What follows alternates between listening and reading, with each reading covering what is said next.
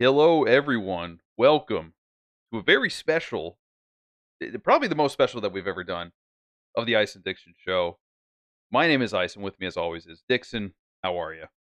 Ice, appropriate title, Midterm Madness, because we're putting away the records for tonight. Oh yeah. Sorry, not sorry. We love election night. It's one of our favorite things. This is a Super Bowl to us, if you will. That's why we have that rants portion in our records and rants. Yep. That's right. That's it's always been one of our big things that we hit on. I want to bring some information, some analysis, some late breaking stories, and we're excited to do that. Yeah, absolutely. So we're going to be covering the midterms. I mean, this is a huge thing going on right now. I mean, if I'm understanding this correctly, this could mean the future of the country. I mean, we have a lot of seats up for election that could sway the tides one way or another. Correct. You got it. So as it stands right now, we're going to break down some of the key races we're going to be tracking. Yeah. As it stands right now at 8:20 p.m., Republicans have picked up 4 seats in the House of Representatives. This is now I'm looking at realclearpolitics.com. Great coverage, great polls, everything else. Okay, we'll go to that. That's kind of what I'm looking at. Which is it's real time data. What I like to is they give you the average of the polls. So as of right now, Ron DeSantis, Ronnie D, aka Ron D Sanctimonious from Trump the other night, is projected to be the winner of the Florida governor race, as well as Marco Rubio to hold the Senate against his challenger Demings. And what's interesting is I'm just watching a breakdown on Miami-Dade County. It broke 50% for Biden, and it broke for DeSantis, Rubio, and their congressional district as well in this election around. So it's a really interesting dynamic shift down at the end of the line in Florida when you get to Miami, which was noted for a huge Hispanic population, and it seems like it's breaking the other way. No, I mean, typically when you say Hispanic population, I mean, let's be honest. Typically, they seem to vote conservative, at least from Florida. Yeah, it's been an interesting case the last few years, and it was interesting because one of the bright spots that Trump could hang his hat on in 2020 was there was a county in Texas. It's right along the border. It's the most Hispanic county in the country and one like the top 3 poorest. Yeah. And it broke for Trump over 50%. The first time they've ever voted for a Republican in its history of the county. That's huge. So there's a dynamic shift here, and that unfortunately Democrats kind of hung their hat on the fact that we'll get these people in here, and that's what they look at. Then they look at them like, these people, these numbers of voters, yeah, and they'll break for us. It doesn't seem like it's going that way. Yeah, no, I think that's honestly a big position of the Democrats, that they want to bring in these, immigrants, whatever you want to call them, but people of the Hispanic population, because I feel like they think that they will vote in their direction. I mean, let's be clear. These politicians are not trying to help anyone. They're not doing this for the benefit of the people. I mean, it's really for their bottom line and to get their polling numbers up. Right. Exactly. So if we look, yeah, that's the truth. So if we look at our key races we're looking at here. Yeah. Let's take a look at them. The Senate races. So New Hampshire, which I was surprised about. You have a guy named Hassan and Baldock. Baldock is a Republican. Real Clear Politics average has Hassan favored by 1.4 points, which is huge because that's been a Democratic seat for a while. That'll be interesting to see how that plays out. Right. If we go a little bit further south. Now, this race, you see it's on our thumbnail. Everybody's talking about this. Is this the next version of Trump? Yeah. Is this Trump 2.0? Dr. Oz versus John Fetterman? Oh, we gotta dive into that at some point too. But but yeah. So what's our updates on that currently? So looks like the polls. So let's get into this too. This is kind of where we're gonna go. Let's take a look. I've been looking for Pennsylvania blips in Pennsylvania coverage because Fetterman's campaign at the last minute sued to have ballots counted that don't have a date on the outside ballot if you're mailing in a ballot. It sounds like the way the Pennsylvania ballot goes is that if you mail it in, you put it in one envelope, then you put that envelope with your ballot into another envelope. you sign, and then date. The Yes. lawsuit wants the ballots that don't have a date or an incorrect date or the date is missing or something. They want to have those ballots counted, and they want to be able to count them up until November 14th, is what I've seen. Oh boy. So, got to question that thing. Yeah. Philadelphia had a last minute delay in vote counting. This was at 7 a.m. this morning.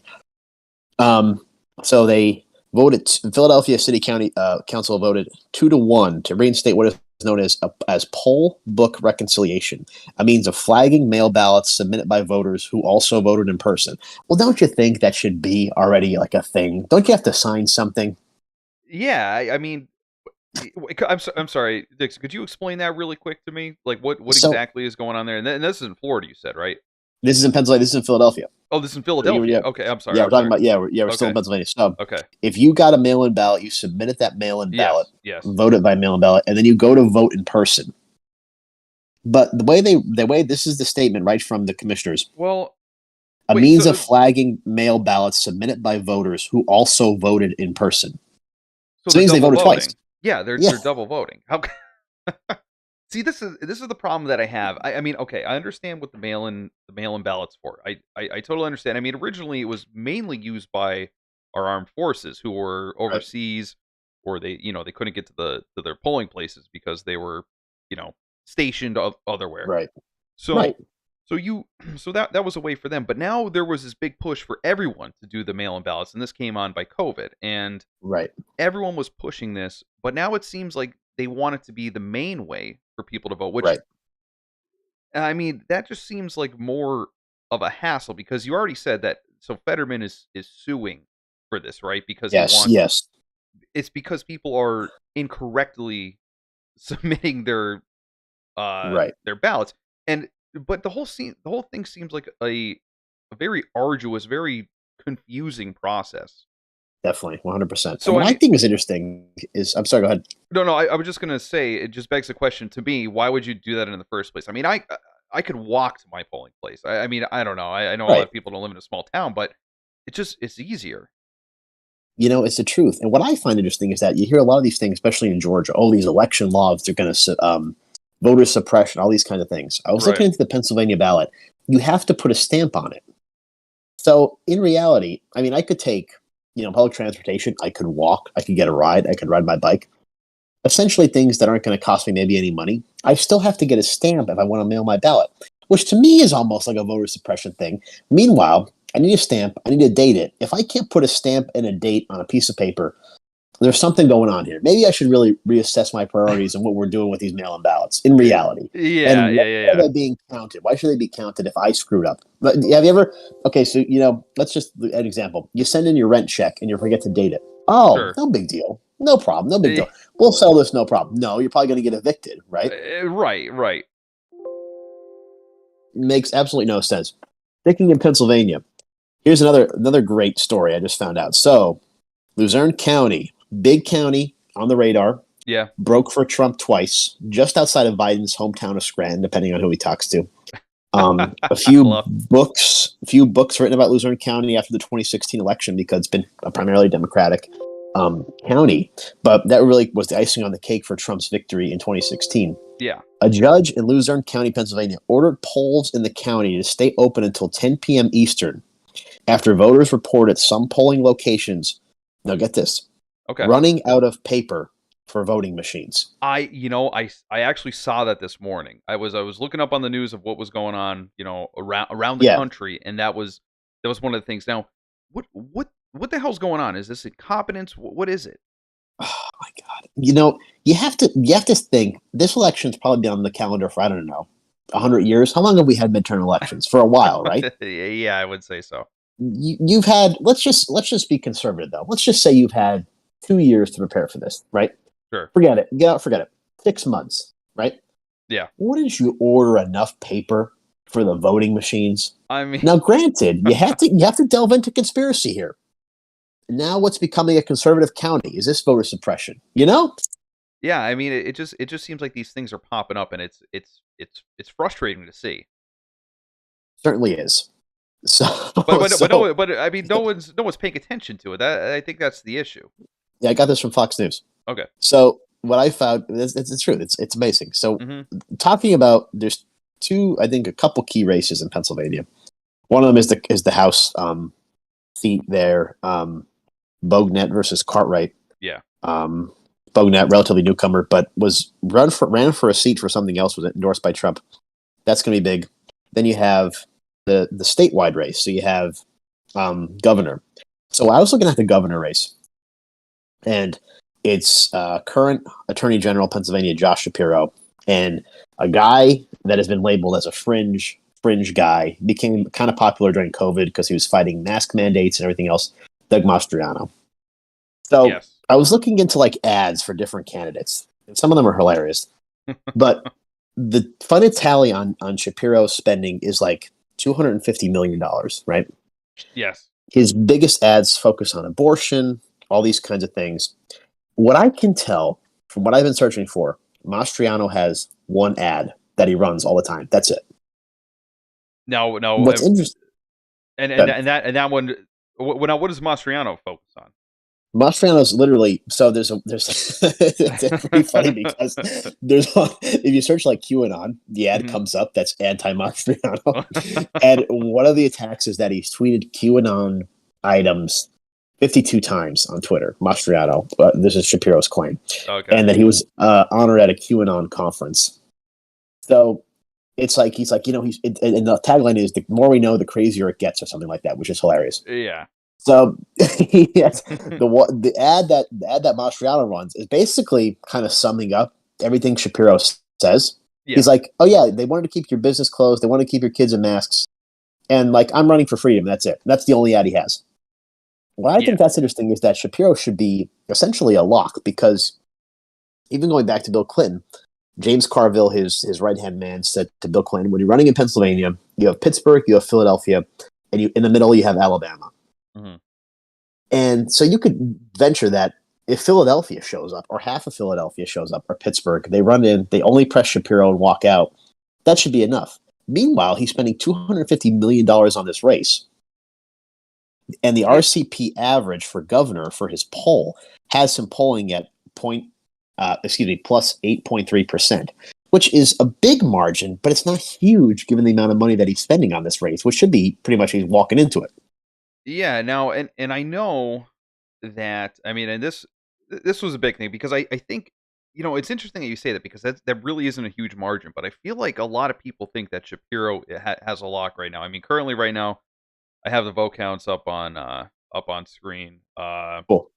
So Josh Shapiro has 86.5% with the vote count of 271,000. Doug Mastriano 12.4% with 39,000 reported. Oof. Now, yeah, I mean, so it's not looking it's not looking too good for him right now. But what I'm saying is one of the How things do you that tell someone one I of the get things that I you this found. holiday Oh season crap! with something personal? Getting an ad over here. Sorry about Oh, that, folks. Anyway, that was on your RCP right there, Dix, and oh, that of that course. came. Oh Thanks, no. thanks, thanks, RCP. But anyway, Open for sponsorships. yeah. But yeah, no. Anyway, I don't know if you heard this, Dixon. I don't know if you've been attuned into this nationwide news, but Mm, the the Pennsylvania State Police Force actually endorsed Josh really? Shapiro. Yeah. Now, what's very interesting about this is the fact that you know state police forces usually stay neutral. I mean, I think Oof. I think Yeah. it's I think it's how they always have. But the fact that they came out and endorsed a Democratic governor it's kind of shocking to me. And now this could mean the writings on the wall. Do they know something we don't? Do they know that he's going to Right. win like Right. like wholeheartedly? I mean, it could be a Right. number of things. But like I said, right now looking at these live results, I mean, this is coming from Google, but that's what I'm seeing so far in Pennsylvania. Yeah. Yeah, like I said, It's we see wild. yeah, we see him with 86.2% of the vote. And right now, I was just looking like we were talking about before, John Fetterman with Oof. 81.5% of the vote with 277,000 votes.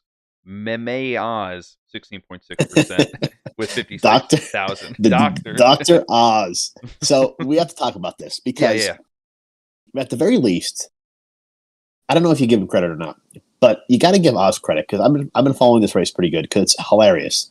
Because, like I said, Trump 2.0, you have Dr. Oz in Pennsylvania, you have Herschel Walker in Georgia, going with these sort of outsiders. You hate to say it, but celebrities, that kind of thing. yeah, Dr. Oz was locked. That was another great one too in Pennsylvania.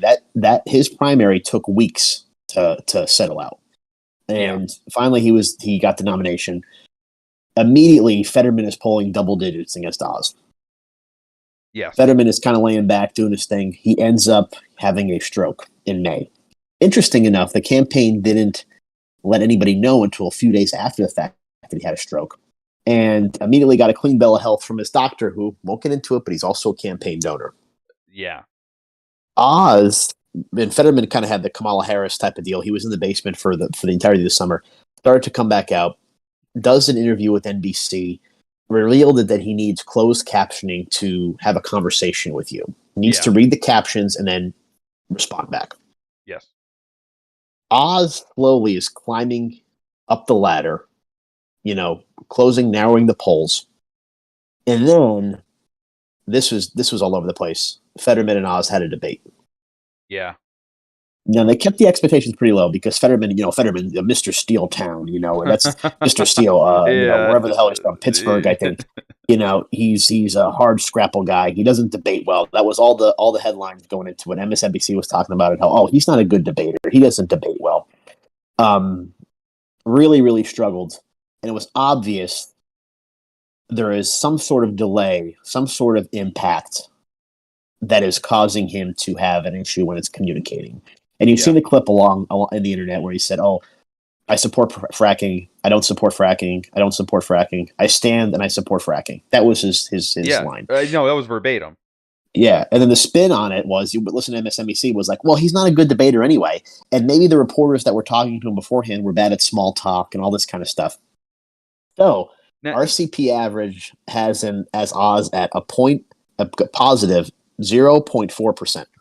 I see that right now, and it says The average RCP poll. ranking is toss up, and the Toss up. projection, yeah, GOP hold. So, I mean, that's now okay. Now, to go back really quick on the whole stroke incident. I mean, really, really bad timing Right. there. I mean, quite Right. quite unfortunate for Fetterman. I mean, but I mean, let's be honest. I don't care who you're for, but I mean, I know. the guy's having issues. I mean, it's abundantly clear, and you know, I mean, I can't if you're MSNBC and you're saying this kind of stuff, you can't Right. possibly cover. You can't cover for that. Like you just have to Yes. acknowledge he had a stroke. He's having trouble. Just Right. I would feel better if you just admitted that. If you just came out and Right. said something like that. I mean, props to him for still getting up there. I mean, I watched parts of the debate and it certainly wasn't good for him. I mean, like you said, I support Right. fracking. I don't support fracking. I stand with fracking. But then at the very beginning, Yes. of the whole debate, he said, "Hello, everyone. Good night." You remember that? Yes, I did see that. I saw that Oh my one too. god! I mean, I felt so bad. It's and Dixon, we've talked about this before on our past shows, but I feel bad for him, like I feel bad for I almost said Biden for Biden. Yeah. No, it's the I truth. mean, the What are their guy, wives doing?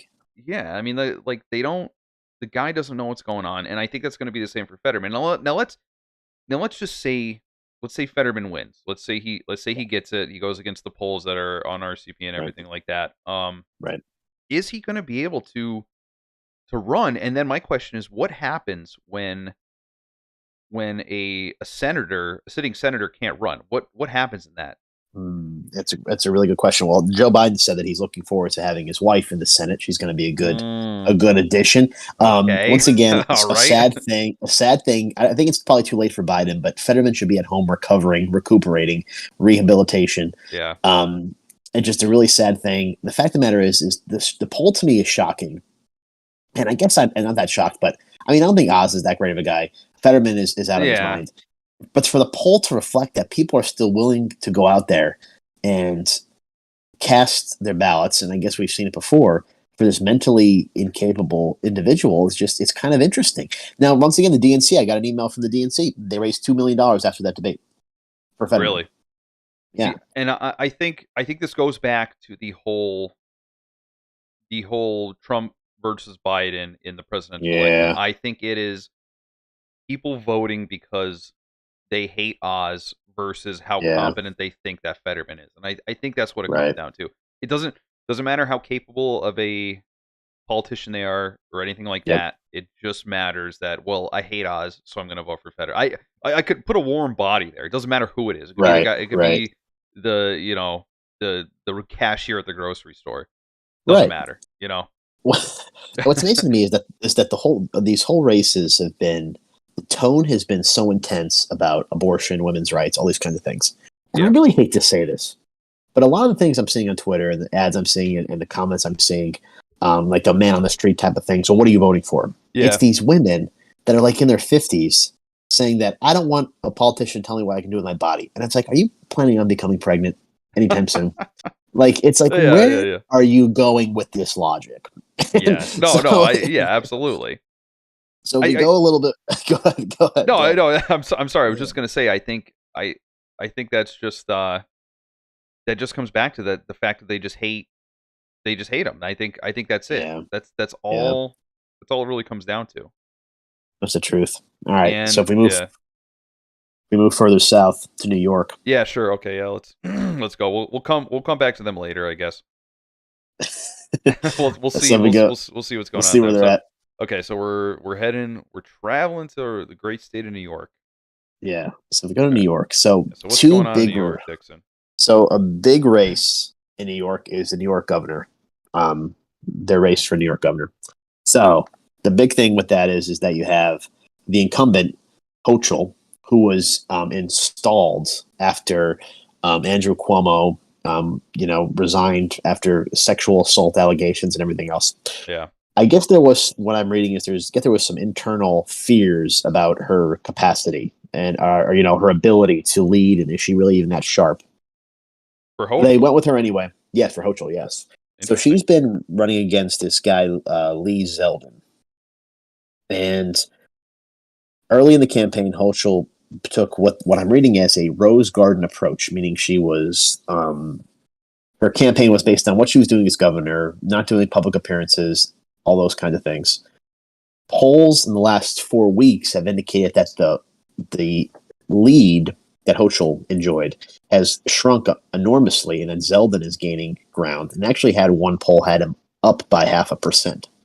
So if you look at the RCP average, they're saying that Hochul is the average is up by 7%, which makes sense because she was in double digits for months. What I think is interesting is this one of these races that kind of test the temperature of where we are? Because I think if Zeldin comes within 5 points of her, that's huge. She had Hillary Clinton, she had Biden, she had Barack Obama, Kamala Harris campaigning with her in New York State. I Right. mean, this should be an easy race. She should walk into this. There shouldn't be a problem. And meanwhile, this guy is doing his thing. But I think what his attraction is that he said, because once again, comes back to abortion. And what some people don't realize is that states can kind of do their own thing, and that's what it does. It Right. allows Right. the state to make their own laws.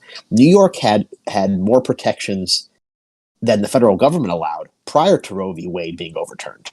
And he said to himself, "It's settled law. I can't do anything to do it. Can't do anything to change it. So why not just go ahead and accept how it is?" I think that's why he's kind of gaining ground, because once again, the polls are indicating inflation, economy are so huge, and not really the social issues that the Democrats have been focusing on. Yeah. But I think it also goes to show, like you said, that she didn't have much of a lead. I think it goes to show that these endorsements don't really even mean anything anymore. Like Biden and Kamala, they're campaigning with him. They're saying all these good things about him, and then you just have this Yeah. minor lead. I think it just doesn't matter anymore. But to what you said, you're saying that you don't think that social issues are really a thing anymore. I think I would argue that the only social issue I think is the abortion issue. I think the whole Roe v. Wade thing, and I think people are really looking towards their state Mhm. elections now and their Right. governors based on that. And yeah, absolutely, inflation's a huge thing, but I don't see anyone on the Democratic side talking about it. It seems like they're just saying it is what it Mhm. is, kind of thing. Right. Right. No, 100%. That's And what's kind of interesting about that. Yeah, and I think the working class people, I think that is the main thing that they care about. 100%, 100%. So that race to me, I put it on the list just to see. Okay, like I said, if he comes within a few points of that, I mean, I think that would be huge. Just to say, okay, maybe we got to retool, we got to figure out what we're doing, and kind of like listen to the people and their concerns. Because what happened with the rise of Trump? It was, oh, these Rust Belt states that were forgotten. You know, for a Democrat, for a Republican to make a run in New York State, I think is huge. You know, Now, do you see him coming close at all to winning? I think you know, if things go the right way, it looks like it'll break Democrat. But I think a victory, and I hate to say this because there's no such thing as a moral victory for anybody, whatever side you're on. Yeah. But if he came within a few points, I mean, to win by 5 or 7 points, I think would be a really good indicator of, okay, we're going to be in trouble or we are in trouble. Of course, they won't interpret it that way if that's how it's going to be, but that'll be, I think, a good indicator there. Now, I'm looking at, and I'm sure you don't like this website, but Okay. I'm currently looking at 538 right now. Okay. They say Hochul is clearly favored to win New York's election for governor. Apparently, they simulate the election 40,000 times. You ever see this? You ever read about this?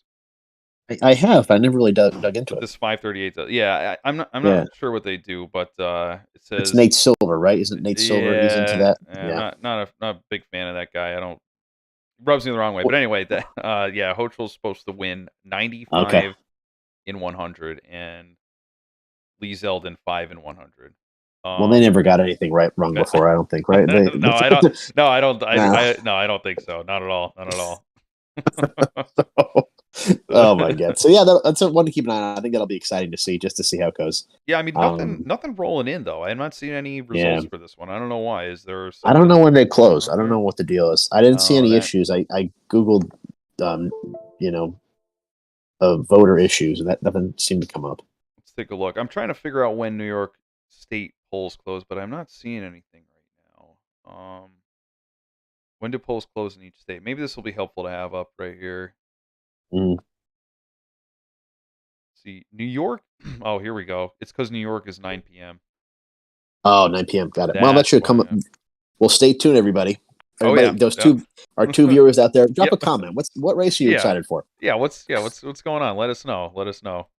Two two single viewers just hiding in the corner up there.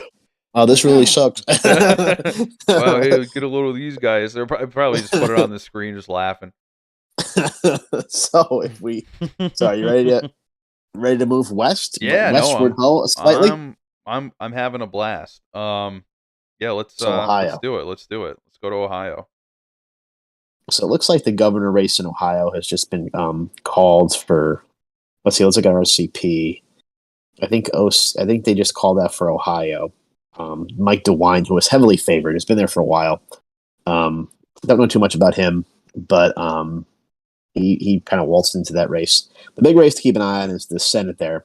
J.D. Vance versus Ryan. So Vance is a new kid on the scene. Once again, kind of a mild celebrity. Wrote a book, A Hillbilly Elegy, and that became a Netflix movie. I don't know if did you watch that I've on heard of that. I Netflix? heard of that. I've never seen it, but I have heard of it. Excellent book. Kind of piggybacking off of the Forgotten Rust Belt, that kind of thing. So Vance, from what I saw his clips, was absolutely dunking on his opponent in the debate or debates that they had. And so I'm looking at results right now. 33% in. You have Ryan with a 55.2% lead to Vance's 44.7. Yeah. Interesting, temperature race to how is Ohio going to go? What's Ohio thinking? What are they really doing? What I'm encouraged by, if you're encouraged by Pennsylvania, looks like they're going to Philadelphia first. Philadelphia County looks like that's where they're counting first, which I'm surprised because we just said there was going to be a delay. I don't expect to have any Yeah. results. Maybe Ohio, but I don't expect to have any results in Pennsylvania tonight. I don't think. No, I mean, like I said, what I think is going to happen is those mail-in ballots are going to roll in, and but Yeah. I mean that's a whole other question. When do they count these things? When the mail-in Yeah. ballots come in, are they counting them at like 3 in the morning? Like, Yeah. I never understood that. You look at Florida right now. Florida has two different time zones. They've called three races so far, or at least three or four. Yeah. How do they do? How do they do this? How do you I do that? And they have mail-in voting. Yeah, I exactly. I don't know. I'll never understand that. But real quick, Tim Ryan and JD Vance. I'm actually looking at. I was looking at 538, and he's actually slightly favored to win that. But right now, Tim Ryan has the lead with 55% of the vote. Gotcha. Yeah, it looks like RCP has average of Vance favored by 8 points, which is interesting. It looks like Columbus, Cleveland. Oh, see, once again, look at this state. How Yeah, you have I'm looking at it that right blue now. wall on the eastern side, and then you have Columbus in the middle, Cincinnati in the bottom. Yeah, Um, Interesting how that demographic is gonna swing. Looks like they're counting them pretty quick out there, though. yeah, I know. Absolutely. I mean, you already have over a half million counted right now. So, or I'm sorry, a Um, million and a half counted right now. So, I mean, that's got to be closing in. Let me see if I can Amazing. figure out how many are reporting right now. I don't know if I could see that on here. Like percent reporting. I'm Oh look, yeah, I see that. Yeah. yeah, I'm looking on Google, but Let's see what they got in RCP here. yeah, I'm trying Actually, to I'm trying to navigate the RCP site. it's a little overwhelming. It's kind of like It is. There's a lot of data here. a lot of data. 34.5% reporting. Oh, okay, You know, okay. I I wait, that's now wait, is I that now by county? understand. Oh wait, hold on. Stand by. It's by county. Oh my goodness. It looks like the average is anywhere from 28. Oh, that county doesn't have anything. Nothing. Forget what I said. This is all by county. My goodness, you could really break this down if you want to. Wow, this is incredible. Yeah, I'm looking at this data right now. This is amazing. It says Ohio County on top. So 34.5% reporting. Let's go with that. Let's go with an average of 35% reporting. Okay, yeah. Sounds good. We have some write-ins though. 966 people for write-ins. I wonder if people are writing in Jeez. there. This is incredible. When I used to vote and I didn't like the candidates, I would write in my own name and somebody ridiculous. The And funny I thing always is, I love that they have to count that. They're like, okay, one for Dixon. oh wow, Dixon really and I always hope maybe they would have like, okay, 0.00001% Dixon, but I guess it never worked out that way. Just a general write in percentage. I wonder if you could see a breakdown of the write-ins. That data has to be somewhere. Yeah, it's got to be out there. It It has to be has out there. it. Yeah, because they have to enter it in. Right. So if we're looking at a map of the United Pretty States, funny. which is closer to Ohio? Is it Wisconsin or is it Georgia? Uh, I I would say Wisconsin, but that's just Okay. like off the top of my head. I'm not entirely sure though. Let's check it out here real quick, just because I'm curious. All right, so you got. Oh, this is good. All right, so Ohio, Indiana, Kentucky. Where the hell? Where's Wisconsin? Okay. Oh yeah, right up there. Okay, yeah. Let's go up. Let's go up to Wisconsin Yeah. next. All right, let's take a look. I got no results currently right now on Google. Let me check RCP. Now, Wisconsin's a battleground state, if I'm correct on that. Wisconsin is the battleground state right now. A toss up. Or they're projecting a toss up. Um, and it's what I'm looking at in Wisconsin is the Senate race. Okay, so we're So you talking Senate. have Okay. yeah. So you have um, Ron Johnson versus this guy Barnes. So Johnson has that seat currently. Been a toss up for him, which I'm surprised about. Um, Johnson, his average on RCP, he's up by 3.6% in the average polls. Obama out there last week suggesting that Ron Johnson is going to get rid of Social Security and Medicare. Um, so it looks like this guy he's running against, he's a newcomer. He's in the mix, trying to make a stand here. And we'll see because Wisconsin, if I recall correctly, broke for Trump in 2016. And I Yes. think that was maybe he's been riding that kind of mentality. And what do they say? The chicken has come to roost. Yeah, the The chickens the have come hen, home to roost. Yeah. yes. So we'll see if this will be a good one too. Because all right, where are we headed with these? I hate to keep saying it, Rust Belt states that broke surprisingly for Trump in 2016, and then kind of shifted gears in 2020. So Johnson will be an interesting one too. I haven't dug much into them because the news has been dominated by two main Senate races, but Yeah, no results there coming in yet.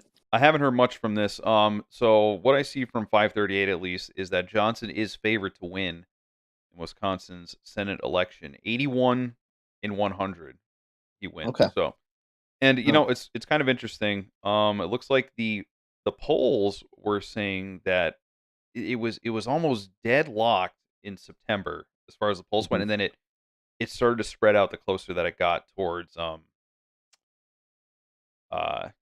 election day. Yeah, I'm seeing a lot of different Johnson 3, Johnson 1, Johnson 6, Johnson 6 points. Yeah, so in a lot of these polls, I'm looking at an entire list right now, but it looks like Right. Johnson's favored to win in most of them. Wow. Okay. Actually, I'm sorry, Interesting. all of them by at least 3 points. So that'll be interesting to see. Well, it'll be interesting to see if they actually can count the ballots out there and what they do.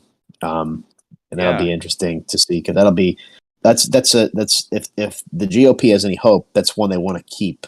Hopefully, they pick up if you're in the mind of the GOP. Hopefully, pick up another Senate seat. But the reason why, and I should say this, I think we're very much in the middle. You and I. I don't think we buy yeah, into extremism. I would say so. Yeah, The reason why we're keeping an eye on these races is because this is a mandate, if you will, on the current administration, and the idea that the most popular um, president in history, 81 million votes, Joe Biden, looks to be approval rating is slipping. Looks to be this might be an answer to him, his where we're going. I think you had Biden if the election were totally illegitimate. I think you had Biden pick up people that were just so sick of Trump and like you know what Biden is. yep. I think Biden's a good guy. I think Biden's a good guy.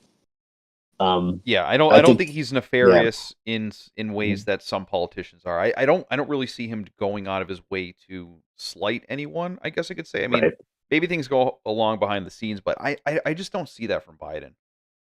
Yeah, I agree with you. I think he's a decent guy, and I could see that had he run in 2016, I think the results would have been a lot different. And Biden was also probably of a better sound mind back in 2016. Oh, And I know absolutely.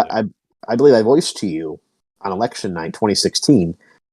Had Biden run, I probably would have voted for Biden. Yeah, no, I remember you did. I mean, you Yeah, were kind of in the middle. I remember at first. I mean, so was I. I was. You were the one that actually got me into this stuff. Remember that? Yeah, yeah, absolutely. Yeah, it was that was a really great feeling. And I remember when they called. What was it? It was like 2 o'clock in the morning. Oh yeah. We were at a tavern, and they had called.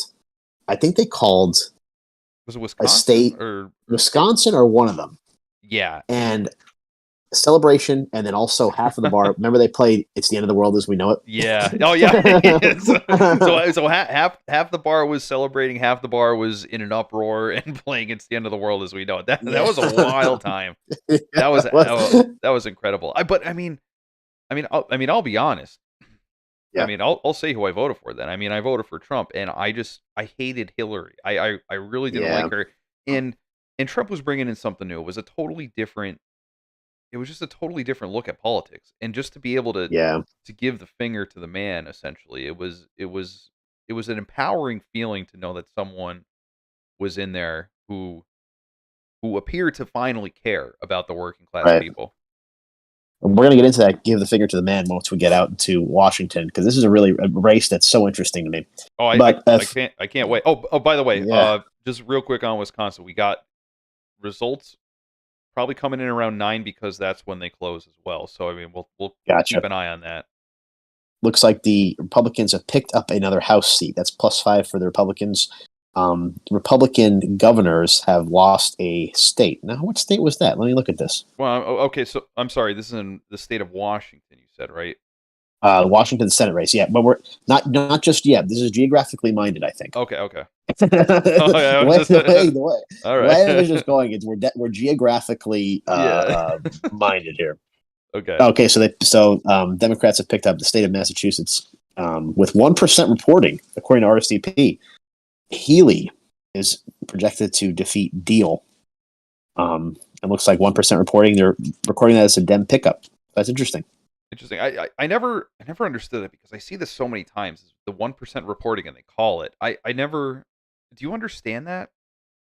I don't know. I remember I was hot on 2020. I was hot on Virginia because they Yes. called Virginia like Yeah. within 1 second, and I'm like, Yeah. this is I don't know. Ice, keep your eyes peeled. This is big. Yeah.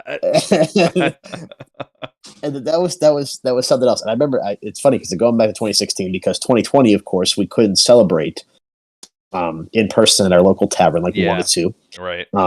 But I remember I was using the Road to 270 map, and this is at like Oh, yes. 1:45 in the Yes, morning, and yes. I had pressed a state that hadn't reported yet, and I said, "Oh, it's done, it's over." So I'm going over to the people that I know are voted for Trump. I'm like, "Oh, it's over." And they're like, "Well, where?"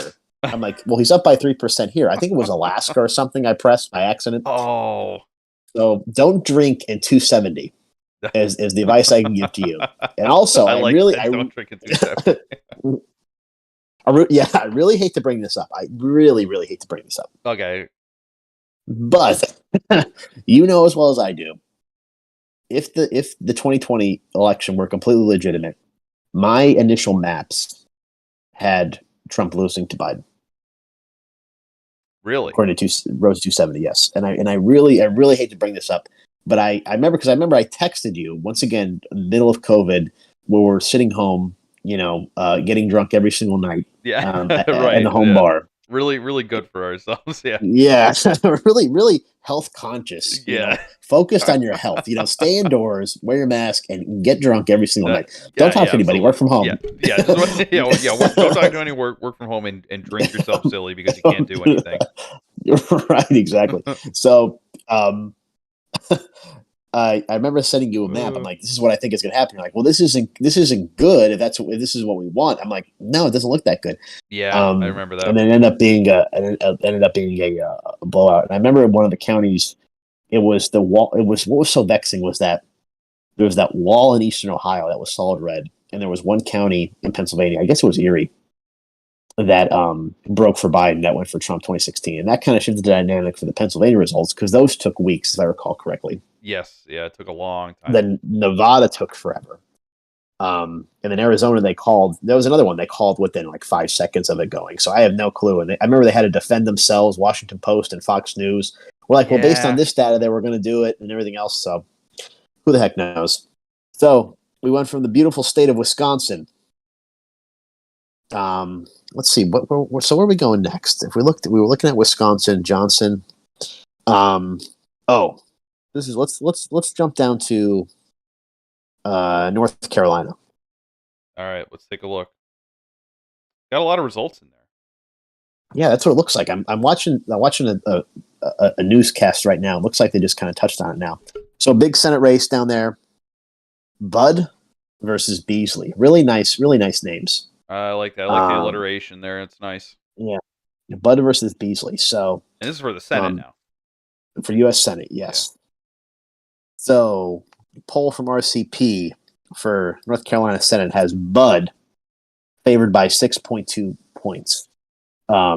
Beasley had some help as well, and this is another state that I think can go in either way. And you have such a changing dynamic down there. I think Charlotte is one of the fastest growing cities.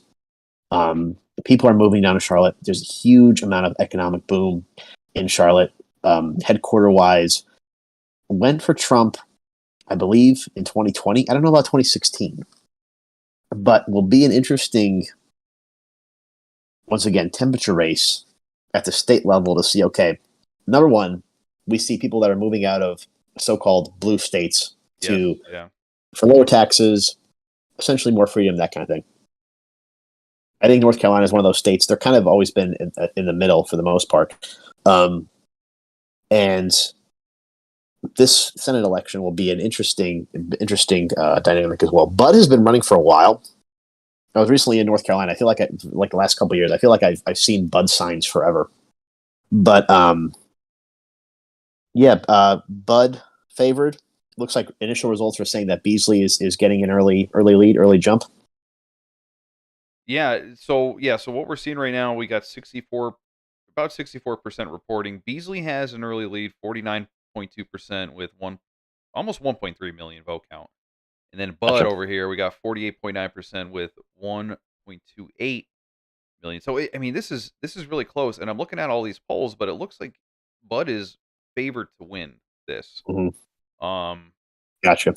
by quite a margin. The polling though seems to be razor thin. I mean, I'm looking at the polling lines right now, and it really just seems to be almost dead even. I should really look into more how these polls are conducted, but it just seems like Yeah. it seems close to be an 82 and 100 win. I mean, right now, like I said, Bud is favored. Currently, he's trailing, but I mean, we'll see what happens there. Shannon Bray, 1.2% in the Libertarian Ooh. Party with 30,000. It's I this will definitely be an interesting race to watch. So now, is this considered a battleground here, Dixon? Yeah, I think this is North Carolina has been a battleground. I think the last several elections. Like I said, changing dynamics, that kind of thing. Yeah. You have that medical triangle there: Raleigh, Greensboro. You have Charlotte. You have Fayetteville. If you're from the South, the Yep. Ville is Vol. Fayetteville. Fayetteville. Fayetteville. Um, I like it. so interesting, like I said, temperature race to see. And I think North Carolina, it's traditionally been, I don't want to say purple, but I think it's broke for. I think it's been pretty even. I don't think it's one way or the other. I think you're going to have a toss up in a lot of these races. What you Um, said with the Oh, sorry, I didn't mean to interrupt you. no, that was it. No, I was just gonna say what like you said with the changing dynamics. I mean, I personally know a few people who have moved to North Carolina who I know would vote blue. But Right, it does seem like those kind of people are moving into these states because you have a lot of young professionals, sometimes right, younger people. I think they're tilted towards blue, and I think you have a right, lot of them coming here because there's a lot of opportunity. So where do you go? You go to places like North right, Carolina, like you said, they have that triangle. You got Greensboro, Fayetteville, right. Charlotte, Raleigh, all those kinds of places. So I mean, but I mean, those places are going to typically vote blue anyway. I mean, Mhm. that's how it's going to be. The big cities are Right. always going to break blue. Why is that? I I don't know. I actually have a possible inkling. Okay.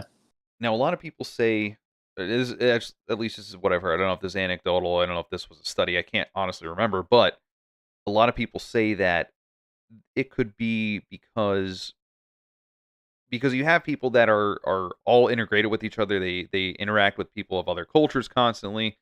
They see social welfare, more often than people out in rural areas.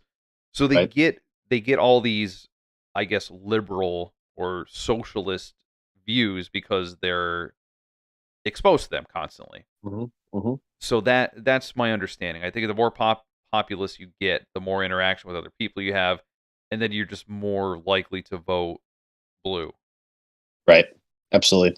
Which when this is this I want. Sorry, not to jump back to Wisconsin. No, no, it's okay. I had the governor because we're talking about this. I think this is a good question that maybe we could tackle. Yeah. I want to mention the Wisconsin governor's race. So, Wisconsin governor race, you have Nichols Okay. versus Evers. Right, Nichols on the Republican side, currently favored by RCP. His average is positive 0.6%. Right, I'm sorry, Dixon. Where is this at? on RCP. This is Uh, Wisconsin okay, governor race. Wisconsin, Wisconsin. Okay, Mhm. gotcha. Yep, and so what my question is that you have Johnson, who's had that seat. He's favored. Looks like by like I said, 8 points. Why is there that difference between a state level election and then a state level election for a national position? Such a difference in. Well, I guess that's how the polls conducted too, but a difference in temperature, a difference in support for one side or another, um, depending on what race you look at. Because there's obviously a difference between the Yeah, governor's race and the Senate race. I think that's kind of interesting, and I meant to mention that before. Once again, another temperature race for Wisconsin. Which way is the state going to break for their federal representation and also for their state representation? I just think that's kind of interesting to kind of consider. yeah. I don't know. I really can't explain that difference either. It doesn't really make any sense to me.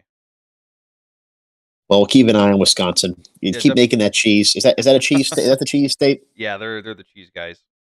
Oh God, Green Bay. I really like that. What's his name? The quarterback for the Packers. Not Aaron Johnson. Aaron Rodgers.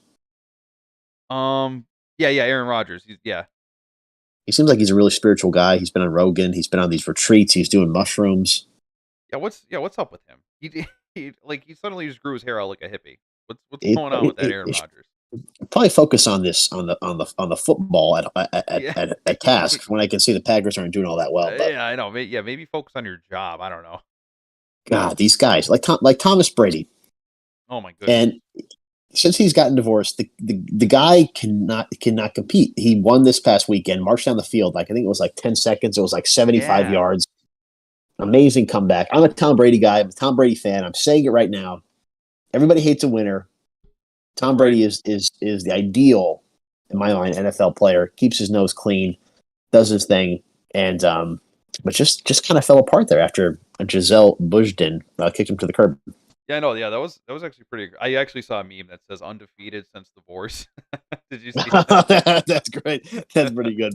I mean, I guess since he was officially divorced, but I don't Right. know. It's that's just hilarious though. But yeah, I mean, we talked about this before. And I'm a Tom Brady fan too. I used to not like him, but I understand the heart that he has for the game and how he really is a competitor. That's what he wants. That's what he cares about. Right. Um, but I think it's just crazy the fact that he that he got divorced in the first place to me. I mean, I don't know. That's just wild. I mean, if he gets divorced, then we have absolutely no shot. Absolutely no shot. What shot do you and I have? Yeah, You exactly. know, it's Exactly. amazing because Tom Brady, top of his game. Let's go to late breaking news right now. Let's Oh, this jump is to huge. Okay, Texas. this is big. All right, we're going to Texas. Let's go, folks. So What do we got going on in looks Texas? I just got an alert on my. No, is this true? Says no election in Texas. I don't know what's going Texas on for here. governor. Oh gee. Oh geez. Oh God, we have technical difficulties. Stand by. Okay, no, we're good. We got 38% reporting. Oh my goodness. Beto O'Rourke, 46.5% with 1.5 million votes, What and was we this have alert? Greg What Abbott was with this? 52.4% with 1.7 million. Sorry, what were you saying? What was this? I just got an alert on my phone. Maybe that was wrong.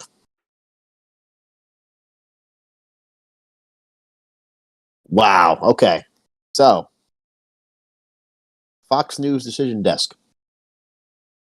Governor Abbott wins Texas race against Beto O'Rourke. And this is from Fox News. So you know where they're coming from. Oh yeah. That's what they're calling it for Abbott right now. Fox News. I haven't seen anything on the AP poll, the AP results. But let's talk about this since I totally disrupted our momentum. But we have to talk about this race Yeah, no, yeah, no, let's no, I like it. Let's talk about it. Let's get into it. because what's amazing to me is that Beto O'Rourke has This poor won guy.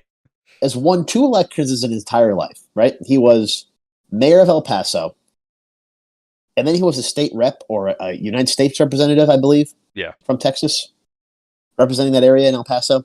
Hmm. The guy has run for president, dropped out pretty quickly, ran for Senate, lost to Ted Cruz by a really thin margin, very thin margin. Yeah, that was razor thin.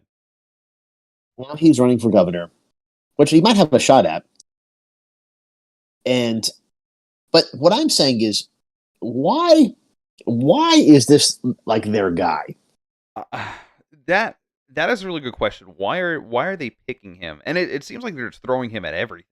It's like Yeah, it's like yeah, okay, you didn't get this. Let's try this. Oh, you didn't get that. Okay, well, let's throw you in this. But yeah, couldn't they think of anyone other that is more I don't know, Texas, I guess, because when I look at Beto O'Rourke, he's right. not Texas to me.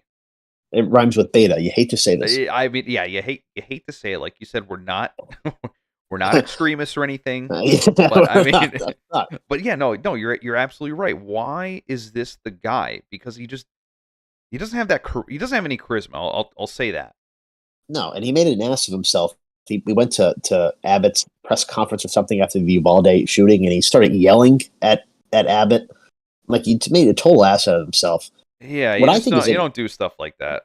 right, Texas is becoming more purple by the day. I mean, it was a celebration when they won the 2020 election for Trump. Oh my God, we Yeah, won Texas! Really, you're celebrating that you won Texas? Wasn't that your stronghold yeah. forever for decades? I mean, but like I was saying before with North Carolina, I think you have young Yeah, professionals and younger people typically vote blue, and I think that's what you're seeing happening. I think it's you just have such a massive influx because, and one of the reasons again is the opportunity, and two is the housing costs. The housing costs are wild down yeah. here. I don't know if you ever look at property, but it is it is baffling how cheap some houses are down Yeah, there. I follow like those pages on Instagram.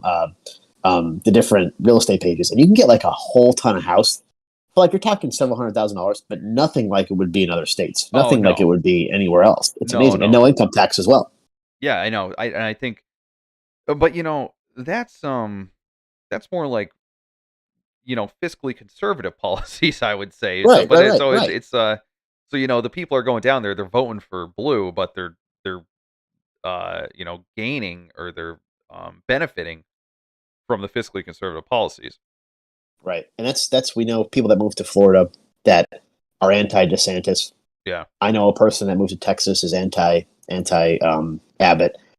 The thing is, and now this is usually in Florida, and I think Texas too, is they protect that income tax, lack of income tax. Yeah. However, it was DeSantis' first election that he ran against Andrew Gillum, and I think Gillum's main thing is that he was going to reinstate or instate the income tax, and that was a really close race too between DeSantis and Gillum. That's actually Meanwhile, incredible. yeah, a few months later, he was found in a hotel room unconscious with a male hooker Oh and god. like drug paraphernalia. Well, that's And now interesting. he just got indicted for election fraud or financial issues because he used some of his election money on personal expenses. Oh, But good. Oh, good. he used it within several percentage points of being the governor of Florida. And Florida is always on the map when it comes to the national conversation for federal politics and everything Oh, else. And yeah. obviously, DeSantis has made a name for himself. Trump is evidently threatened by him because he's starting to, change his tone a little bit on DeSantis. Oh, yeah. So, yeah, so that was a key race in Texas. Since we're in Texas, why not? So, what district is it?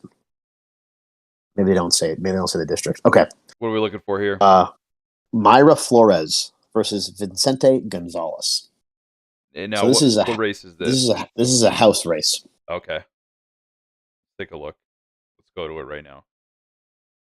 So Mayra Flores, and then we're talking about our lack of extremism. She's one that you could maybe put on the extreme side for the Republicans.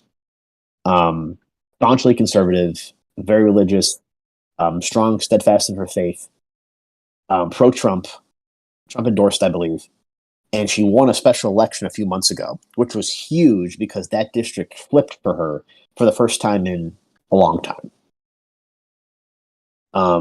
So pretty interesting dynamic there. It'll be interesting to see how it plays out for Flores. Yeah, I don't know what house she's in. Wait, let me look. Let me look here. Yeah, I'm okay. So I'm sorry. This is a house race now that you were discussing. Possibly, maybe it's something even more niche. Yeah, because I'm not seeing her name on Google because that at least that's the easiest way that I can get to it. And then I jump back to RCP to take a look. Let's see here. But seeing Flores, Open congressional seat. What was the scroll down to Texas right district? now. Let's see, Mayra Flores district.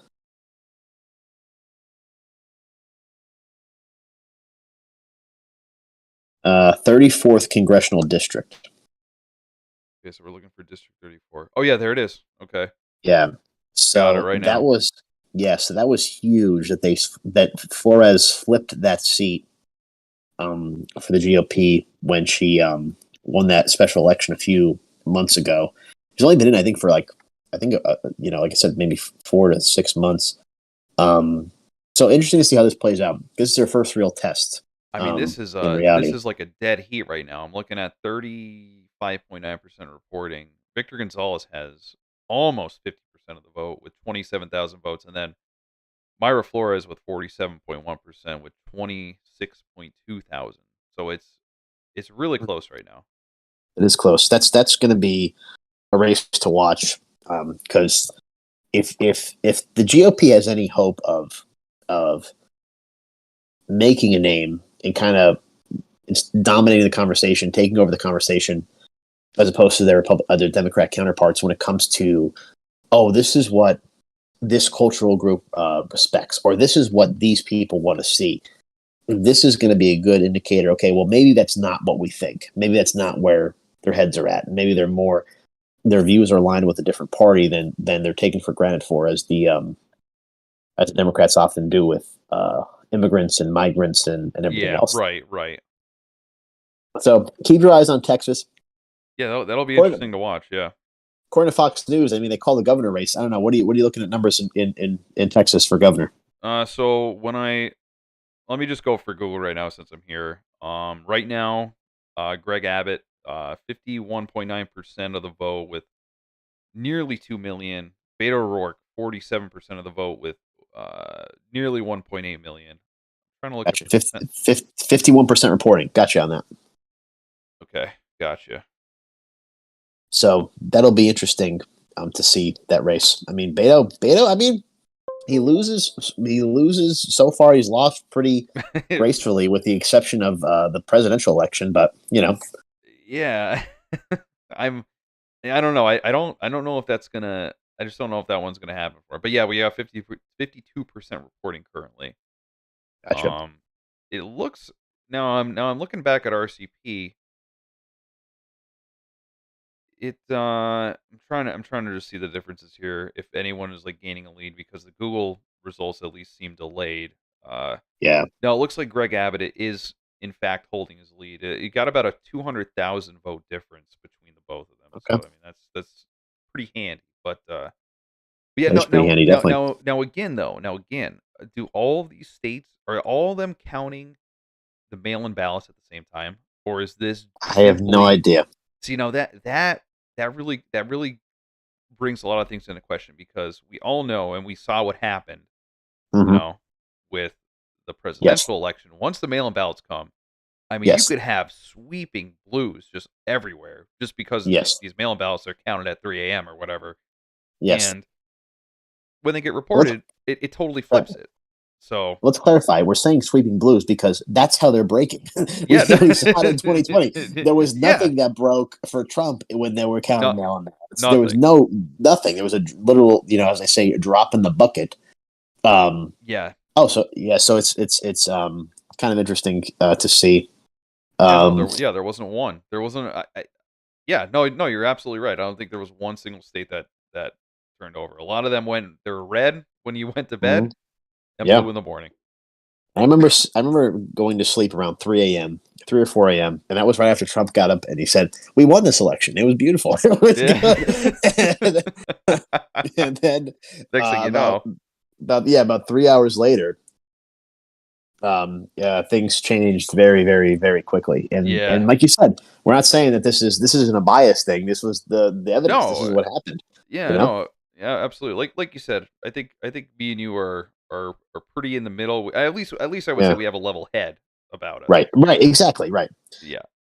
Interesting race Um. to watch too. If we're sticking with the House, Virginia, Vega versus what is it? It's Spannenberger.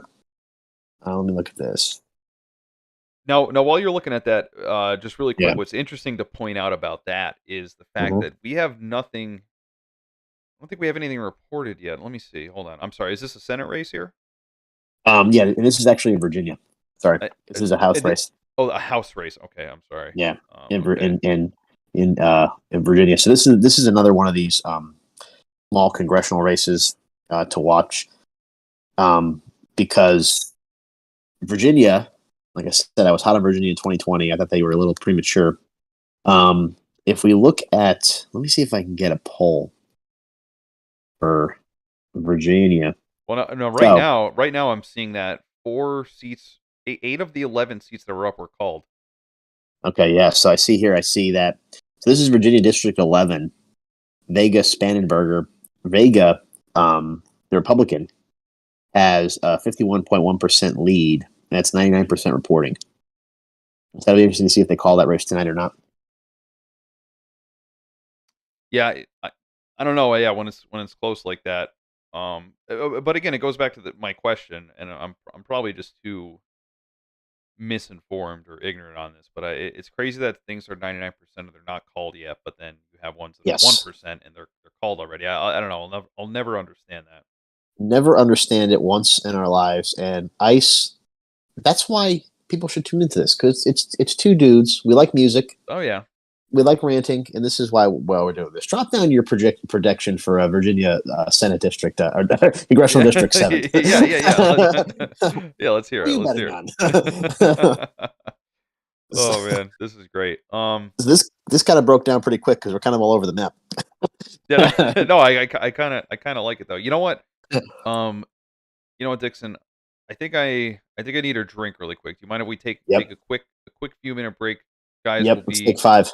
We'll be right back. I'm gonna put up the away screen and we'll be right back. All right. I'm back.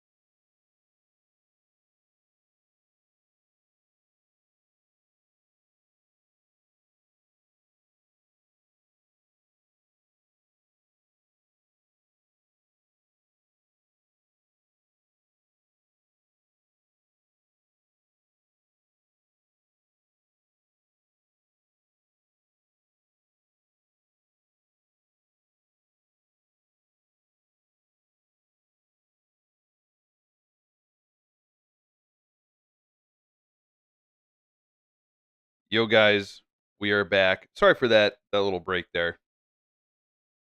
We're bringing you the latest and greatest, and we're humans. We need to hydrate and everything else. Yeah, absolutely. I mean, this is how the guys, this is how the professionals do it anyway. So you know, this is this is how it's done. uh, Awesome. So speaking of professionals, yeah, let's stay in the great southern region of the United States. Since we're down here, we'll stay here. sure. Let's get into it. Let's look at Georgia. Let's take a look. Let's go to Georgia. We're ready. Two key races in Georgia that I'm interested to see how they break. Now, what are you? Okay, now I this is perfect. I really wanted to talk about this with the Herschel Walker here. Oof. Yes, yes, yes. So This is an interesting yeah, one for me because I've actually followed quite a bit of it, and I've seen a lot of things that have been said about Herschel Walker recently. But right, because he's not that good of a guy, right?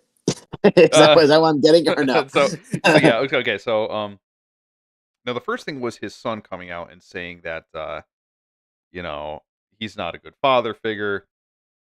He was out, being promiscuous with women, leaving his family behind, things like that. And then another thing happened where more women have come out. I think this was recently. I think this might have been like a couple days ago, Right. to be frank. But yeah, so you have all these things coming out right before the election, mind you. Uh, So you have to now, and I will say his son attacking him. His son is like a huge Trump guy. He's part of like what's that what's that guy's name with the tiny face? Charlie Kirk. oh He's a yeah, yeah, yes, yes, he's a yes, big yes. Charlie Kirk guy, and whatever his foundation is, I forget the name of it. It's like conservative. I forget whatever his thing is. Like he's a big Herschel Walker's son is a big part of it, and then he came Yeah, out against his dad. So I mean gotcha, that was a huge blow, and he got blown up on Twitter for it. gotcha. So that was big. And now maybe you could give me some insight on this because I'm not sure what the polls were prior to that, but it looks like Herschel Walker is behind. Not, I mean, not by a huge margin. I mean, Right, I guess at 50,000 votes. I mean, I guess that's quite a bit. But currently, right, Warnock has 50% of the vote, and Herschel Walker has 48% of the vote currently. gotcha. Yeah, so the RCP poll average has Walker favored by 1.4 points. What's interesting to me about this race is that this is your second race, I think, that's focused on that star power that the Yes. GOP is trying to get. What's interesting to me is that 40 years ago, Herschel Walker, I mean, he was Mr. Georgia, Heisman Trophy for the Bulldogs, won a national championship, went on to play pro football. I could believe that he probably wasn't that all that great a father growing up. Yeah. No. Absolutely. I can probably believe that.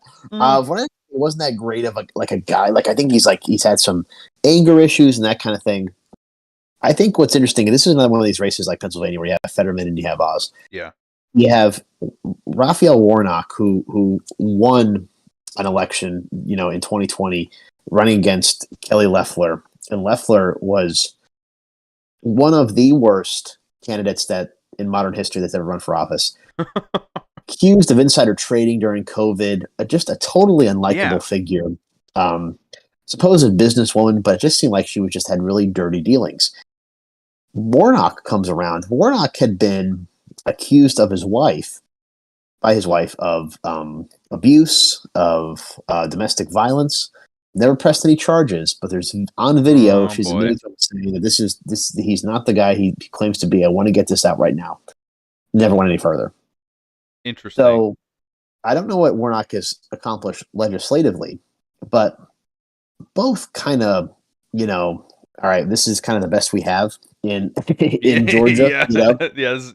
Yes. But I mean, it sounds like you're putting two like scumbags up against each other. Honestly, I mean, if Yeah, if all these yeah, allegations are true, right, then yeah, for sure. And what's really interesting?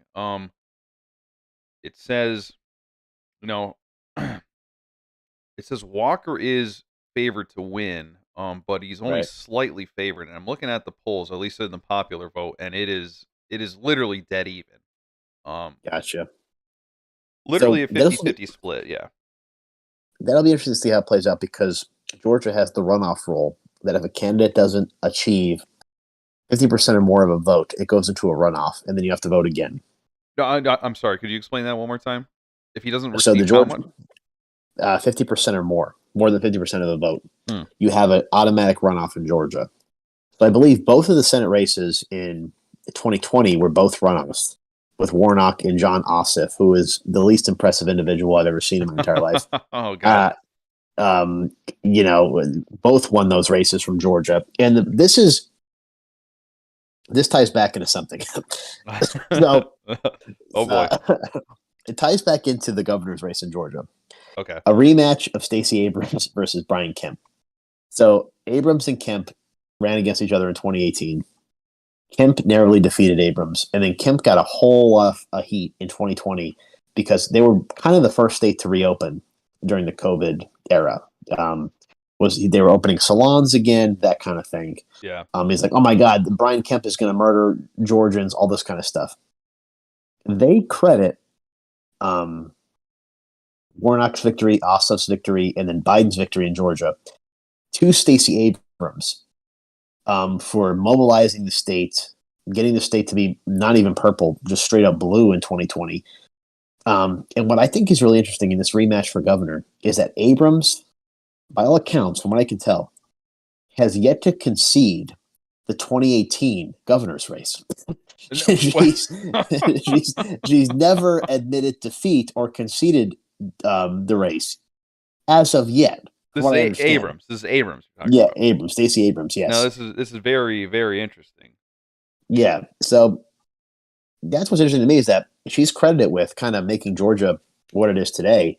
As far as the representation, she, lost to Kemp, has not, like I said, I don't, she hasn't conceded. She's like, oh, the other thing is too, is that, so MSNBC just said before, we can't be certain that the Georgia races or Georgia results are going to be legitimate because their voter law, whatever they passed um, just in 2021, disenfranchises voters, makes voting more difficult. Yes, I've heard However, of that. Yeah. however, MSNBC also has reported previously to this comment that somebody just made that more people than ever have early voted or voted by mail in Georgia's history for this election. So, in reality, it made Really? voting, at least on the surface level, at least more accessible to people. That nobody seems like they're being suppressed. But meanwhile, now I thought if you questioned results, that you were a treasonist, Yeah. a menace, at the Oh very least, boy. a menace to society. Yeah, at the very least, at the very least. So that once again, the dynamic of the sky is falling and democracy is gonna end if you vote for the right evidently isn't playing out in Georgia, and we could probably say that in other states that you're hearing these kind of alarm bells going off for this midterm cycle. Yeah, I mean, yeah, evidently not. Now, do you know how we made it more accessible for people, like ever I don't to know. to I to, I don't to I vote? don't. Soon, well, from the coverage I've seen, it was supposed to be nobody could vote. It's been out what it was that you had to. It was like back to like you had to have land and a goat or Oh something. I my don't know what god. the who the hell knows what he even. I really don't know what the law is, but all I know is that I immediately heard that it Oh made god. voting more difficult, and that was Abrams' big thing is that, okay, well, we have to make this more accessible. Well, evidently it is because more people are voting than ever in Georgia. And the representation is all on the Democratic side, that was her whole goal. And now we have a rematch right now. So if we look at the RCP average for governor for Georgia, Kemp is favored by 8.3 percentage points. And results seem to be pouring in there in Georgia, it seems like so far. Yeah, I'm looking at a map right now. It looks like we currently have, I would say, about 8 counties still counting, and I'd Mhm. say probably another 8 still awaiting results right now. But like you said, I mean, it looks like Brian Kemp is really pulling ahead right now. 53% to Stacey Abrams, 46% right now. That's it's so. And she had a really funny ad too, because once again, their ads, her tone was more or less this is going to be the end of democracy as we know it. It's really hard to buy into that when we elected your guys for the last 4 years. How is anything going to be different? I'm still voting for who I want to vote for, right? And then we Yeah. have the Republican leadership at the state level that kind of has protected my right to vote at the very least. Interesting to see how that plays out. Yeah, no, I see what you're saying. I think a lot of people, I think the Democrats, when they say things like that, I think they're going towards like the whole January 6th incident. I think that's what Yes, they're yes, trying to play up on and trying to play up on the fears of people. So I think they're right, saying, well, if you keep voting for people, you know, on Republican side, then that it's going to be more of that. It's going to be more right, riots or whatever. I mean, ironically, it's going to be more riots if you vote right. for Republicans, and I think that's what they're playing up toward. Amazing because crime has been an issue too, and then that's one of the major reasons that Zeldin was gaining on Hochul in the governor's race is that they were so um, concerned about crime. And I watched her recent interviews and basically saying that this is like gaslighting, that our crime isn't that bad. There was somebody tweeted, I don't know who she was, but she said the tweet started out with, "Other than murder, violent crime is on the decline in every other category." Oh, I mean, that's a kind of a big one to overlook, but I mean, Yeah, other than murder, no big deal. But yeah, like whatever. it's totally tone deaf message from those two individuals. And I think that's why Zeldin is was gaining on her in the polls. So it'll be interesting to see how it breaks in Georgia. Looks like Walker and Warnock neck and neck. Kemp with a little bit of a cushion there, but we'll see how that evolves. Yeah, I'm really interested. So, I mean, right now, it looks like I'm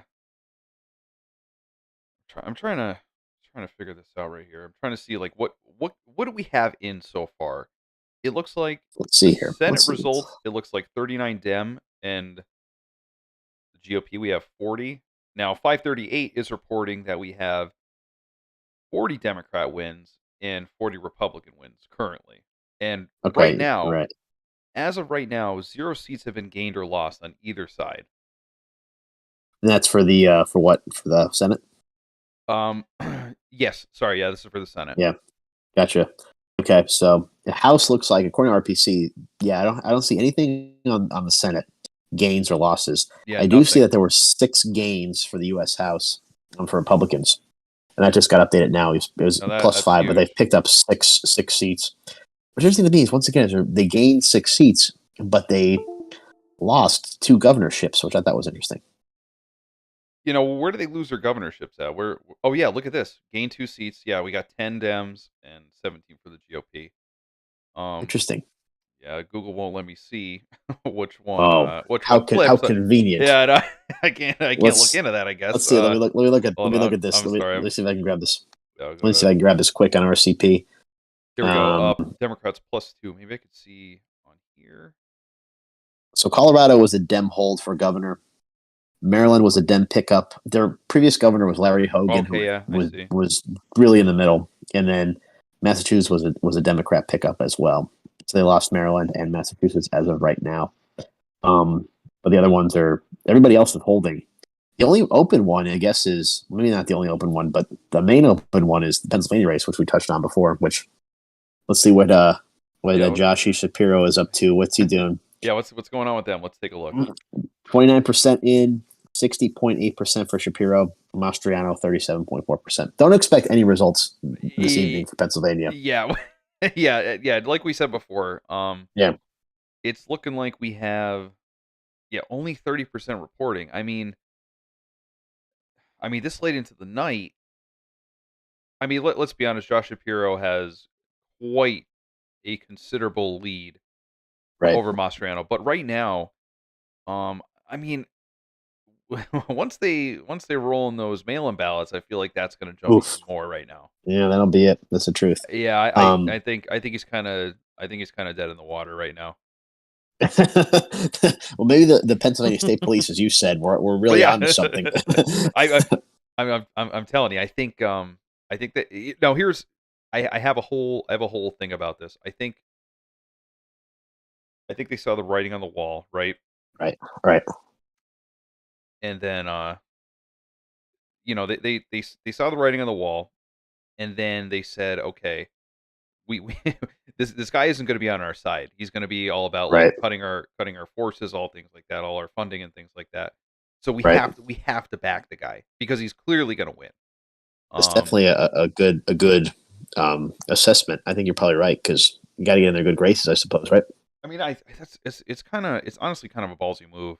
Um, if if I'll be honest, I mean, going from Yeah. completely neutral to supporting someone. Hey Dixon, do you mind if we take a quick break, like Yep. a couple Absolutely. We're minutes? pausing quick. All right, Yep. sounds good. We'll be right back, folks.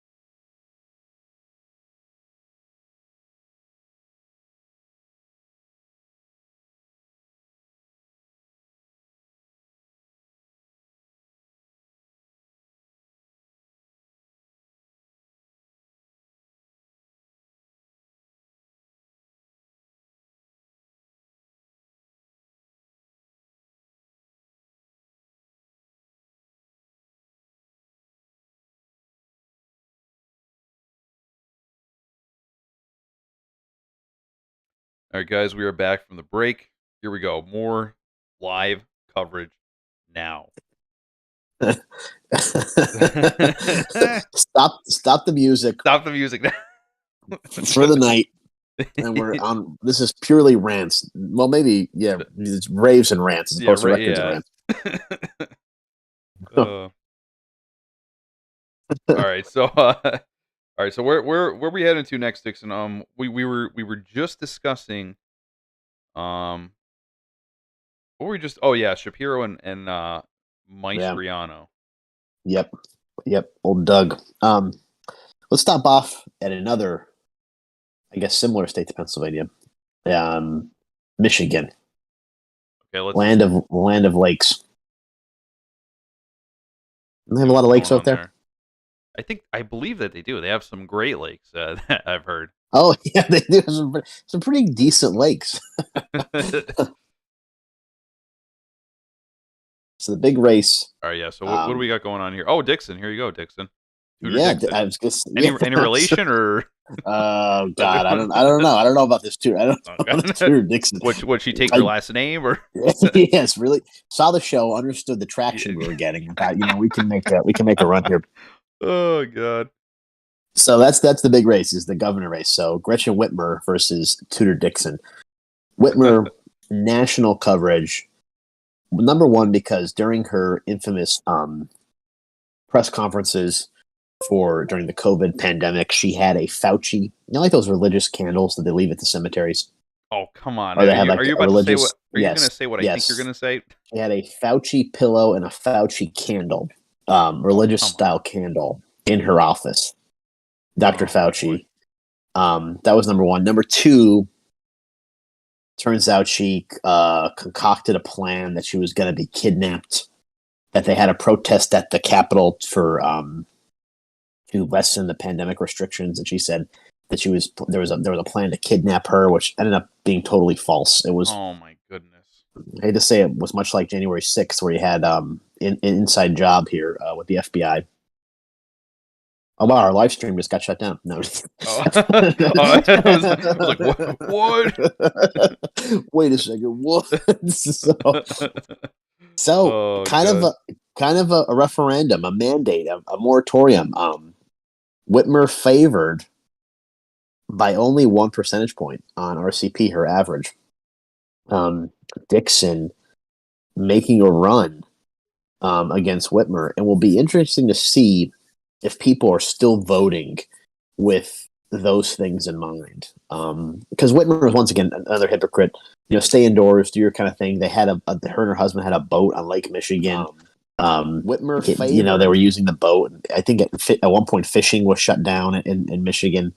Um, you know, once again, some hypocrisy on stage. So, are people voting with this kind of stuff in mind? You know, when it comes to this midterm cycle, if that's still a concern, are they still focused on Biden sinking approval rating as well as the economy? Now, I don't know. I feel like a lot of people are just okay. If I'm gonna be honest here, I feel like people are voting on two major things. One is Yes, the this is just the general public because I feel like general public doesn't really care that much. I hate to say it, but I feel like a lot of the masses are pretty much, let's just say, one or single issue voters kind of thing. I think you right, either have people going on Roe v. Wade or you either have people going on inflation, like I said before. right, right. Yeah. So yeah, that'll be interesting dynamic. I think it's shocking. This will be another one just like New York. If Tudor Dixon comes within a few percentage points of Whitmer, I think that would be an interesting moral victory to see. Looks like Whitmer has an early lead there as the incumbent. Yeah, How quite a many? bit. Let's see. No, sorry, I didn't mean to interrupt you, but I was just gonna Yeah, say I want to see what 538 has on this, if anything. yeah. Let's see what they have because Michigan looks like only 14% reporting right now. With Whitmer with looks like around five percentage points in the lead for that Michigan governor's race. Let's take a look. Trying to get into this right now. A lot of things going on here. Too many things. I'm really trying to dial it in. Here we go. Governors, and we're going to Michigan. It looks like Whitmer is favored to win Michigan's election 85 out of 100 times, but it looks like the popular vote is relatively close. I mean, the polling's been pretty tight, but then the chances of winning the seat have been pretty split this entire time. We were looking at some polls, Emerson College, Insider Advantage, Trafalgar Group. I don't know anything about these guys or their I think Trafalgar tends to tread a little bit on the writer side. yeah, so right now they have Whitmer up by 1 point. Um, another one Whitmer up by 4. This one Whitmer up by 11. This is the Detroit Free Press. So I mean, Oof. Okay. um we got even on Insider Advantage, sponsored by American Greatness. So, but I mean, I'm going to be honest right now. These polls are all over the place. We have Whitmer with 11 Yeah. points right here, and then Whitmer even on another one. So, I mean, this could be a toss up based on the polls that we see. I don't know. Maybe it could be close. It could be a blowout. It seems like based on the polls, we really don't know, to be honest. Jeez. Wow. This will be one to watch. This will be an interesting. Once again, interesting temperature race because I think the Michigan. You know, it seems like I hate to say this. I mean, well, I don't think Fetterman is likable. I don't think No, either yeah. either Warnock or Oz or Walker are all that likable. And I hate to say, it seems like it's more of a sexist female thing, but she doesn't seem all that likable. She seems very severe and not really all that warm and cuddly or caring You don't for the know. people of the Michigan. Yeah, no, but I think that's also a big thing because if you look at the general public, I feel like a lot of people, there's always that saying, "Oh, I could sit down and have a beer with that guy or gal," Yes, yes, yes, and yes. I think that's honestly a big thing. I think Right. that really comes into play on people's subconscious when they're Sure it going to does. vote. Sure it does. Late breaking news here. Ice and Dixon. All right, let's see what's going House on. addition to the GOP pickup Arizona District 9 Gosser picked up that seat. 0% reporting. Um, so that's seven Oh, seats that the GOP have picked up in the wow. in this time. So we also have. Let's see. Let's look at the. I'm just going to go quick on the GOP pickups right here. Sure, sure. This is so far. This is 9:55 p.m. Ison Dixon Standard Time. Arizona District 9 Uh, GOP pickup 0% reporting. What they're saying that. Let's see. Florida District 13 Lynn versus Luna. Victory there with 93% reporting. Florida District 21 Mast versus Robinson. Mast with 63.6%, 90% reporting. Let's see here. Florida District 5 Rutherford 0% reporting. GOP pickup. Florida District 7 Mills 58.5% with 85% reporting. That's a GOP pickup. Georgia District 6 McCormick. That's a nice name. 62.3% with 65% reporting. And the rest are all holds. Oh, wait, no, one more pickup. Oh, there we go. Michigan District 9. McLean, 67.1% with 15% reporting. wow. So, This yep, is late breaking news. You heard it here first. 7 seats gained by the GOP so that far tonight. that is incredible. Is this about the time that what's that show? The where is that the Young Turks Oh yeah. when, when they start having that Oh yeah, when they have a breakdown? meltdown. That might be my favorite video in the entire world. I like you said, we're kind of in the middle. I absolutely cannot stand the Young Turks. Yeah, I hate them so much. they used to be good back in the day. I remember Yeah, they no. weren't as bad as they were. No, I feel you know what I feel like? I think it's that Jank, whatever the hell his name is, Jank Uger. Yeah. I think he Yes. I think he got on to saying like, "Oh, if I'm more extreme and I yell more and stuff like that, I think I get more people." And I think that was the whole thing about it. I think he just, Right. the more extreme I get, the more buzz I Sure. I Yeah. produce. Now, you know what's interesting? I'm just gonna take a quick look at their YouTube numbers right now, the Young Turks. Which is pretty. I always love looking at this. So the Young Turks has five. Okay, this is huge. The Young Turks has 5.2 million subscribers. Oh my goodness. Yet their videos get 30,000. Let's see, 100,000 views, 100,000 views, 81,000 views, 130,000. I mean, that is. I'm gonna be honest. It's kind of pathetic for a Right. 5.2 million sub channel. I think it's probably a lot Right. of bots, but who am I to say? Yeah. Who are you to say? There you go. Uh, Well, you know what? You could tune in here, get real live data, and just two regular dudes. We're not out to extreme anything. We're no, doing our thing. no, absolutely, absolutely. So yeah, so we'll see if how meltdown goes. 'Cause I remember at one point they just started like cursing, like you fuck you guys. I This is know the worst thing ever. it was Yeah. awesome. It was so good. I love it so much. Who's that Uh guy that's next in that video next to Elon Musk? Who's the side by side? What is that guy's name on the second line there? oh crap. They I have just to I have to that's go right. No, back no, to that's it. right. No, yeah. Um He's the one. He says he hates exercise. There's so many better things to do than exercise. What is his name? oh It's him and seriously? like a. Oh, It's him and like is he like a famous guy? Let me see. I think it's a famous YouTube guy. It's like his wife, and his wife doesn't speak English all that well. I don't think. H3H3. Oh boy, Oh my he is god. so annoying. Okay. Little bit of a quick deep dive, quick aside right now.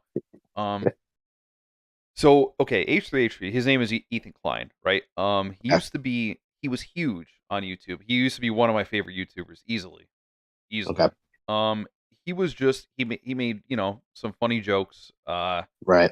He was him and his wife. They made a lot of funny stuff back in the day. They used to just make fun of people. They used to goof on Right. people like weirdos Yeah, because on that's how I YouTube. first got introduced to them as well. Yeah, like that. Yeah, he made that like Vape Nation video. Remember, Right. like Yeah, I remember that. Yeah. yeah, no, it was fantastic. But after and then one of the and he did an actual historic thing for YouTube was the copyright thing. So he made fun of someone. I forget the name of the guy. It was Matt Jose and Zada. So he Okay. made he made fun of this guy because he had like pickup stuff on YouTube and he made fun of him. But Ethan Klein used his clips in his video.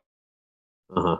So there was this whole court battle, and then they said, "Well, Ethan Klein, you are innocent because that was fair use. You took clips of his video, but you put your voice over, you put your jokes into it. It wasn't like you were stealing his video, essentially. Right. You were Right. transforming the content, and that was a huge. And YouTube changed forever since then because people can no longer copyright claim you because you just had like little 5-second clips of a video or whatever. So Okay. Okay. I'm with you.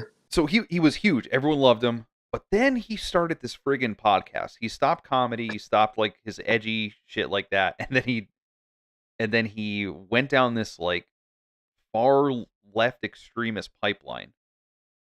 He said things now like he wants Ben Shapiro to go first into the. I'm not even. I can't even say what he said. We'd probably be banned Oh my immediately. goodness. Oh my If gosh. there was another, let's just say another H Acost Oh my that gosh. he wants Ben Shapiro to be the first one to go. How is this possible that he gets a lot Yeah, gets to do this? no, it's incredible. He actually, so a lot of people reported him because YouTube wasn't going to do anything, but he actually did catch a ban for that. Oh But my goodness. it was for like 3 days or something like that. Okay, I got you. But he keeps going down these extreme. It's not even like commentary anymore. It's just him Hmm. saying like ridiculous shit, and That it's do kind of do you disheartening think to see. that's right? Do you think that has something to do with like the views, like you said before? Like it's like okay, if I pick a stance and I stick with it, I'm going to get attention and people are going to tune in. Now, I mean, that's a good question. I think it might have been a slow evolution over time. I think you might have saw like, oh, I'm seeing, the more far left I go, the more people support me. I have this like rabid fan base. He might have also seen that cancel culture was going against the right because it used to. We Right. talked about this before. It used to be against SJWs.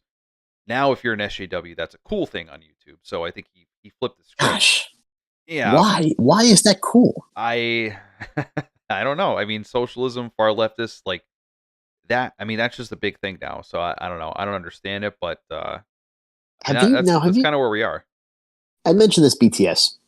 I've been no, I haven't mentioned this BTS, but I don't have TikTok, Yeah. but I've been looking at the cringe TikTok, like this cringe posts, the reposting of cringe TikToks. Okay. And I mentioned this to you before because we were talking about Okay. Twitch, Yeah. Yeah. Yeah. and it was like, oh, there's a Discord kitten, right? Yeah. Yeah. Or Yeah. these things like that. It's see, and what I see on Cringe Talk too is like they'll be like a public school, and these are multiple posts. It's still anecdotal, but say But it's in the enough yeah to right yeah. yeah right say in the dozens of posts right Sure. of like furries or Oh, people walking okay. around with tails in public schools and things like that, or like they have like a mohawks and extreme makeup or whatever, or they're dressed like a superhero. Yeah. Yeah. What is this? And what? Explain to me what a Discord kitten is, if you know. Okay, so the way that I understand Discord Kitten is like, okay, let me set this up. So Yeah.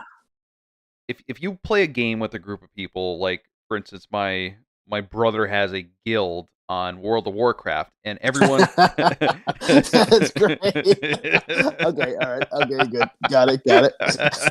I'm familiar with this. I actually dated a girl that played World of Warcraft. Really? Also, Wow, so hot. behind my B, I didn't realize this at the time. Claimed she was friends with this kid. He claimed that they were dating, and this was they were actually in a committed relationship while she was talking, dating me exclusively for a year. And I wonder if Uh, this kind of goes with that. If this is kind of an offshoot of this, what you're going to explain to us right now. wait. So they had a relationship online. That's what this guy was saying. Yes, according to him. Yes. Yes. Okay. Yeah. Exactly. It plays in completely this. So you have this Okay. group of people, whether they play a game, they're in a group, a guild together, online, whatever, whatever you want to say. Right. Um, but within these groups, you have it's a horrible combination. You have women who are Right. looking for attention and horribly lonely men that play video games nonstop, and they're terminally online. Okay. So they simp for these girls, and the girls like it because they get attention. And there you go. That is a Discord kitten. It's a girl who who probably has you probably don't even know what her face looks like. She probably has like a hentai avatar of Yes. a hentai Yes. girl avatar, and that that's it. And they act all cutesy to the guys. They say cute things to them, and they love them, and they simp for them, and that is a Discord kitten.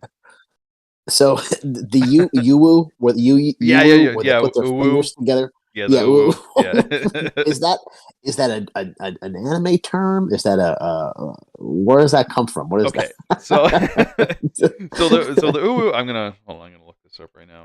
Uwu.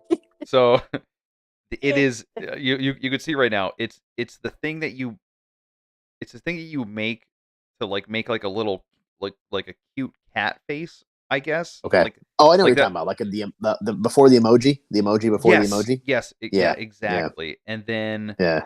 so these kittens took that, and then you can see it on screen now. But yeah, the kittens took that and and they Oh took my that and they gosh. made that into a word, uwu, and like these Discord kittens or these stream kittens will now say that out loud as like a cutesy phrase to catch all the simps.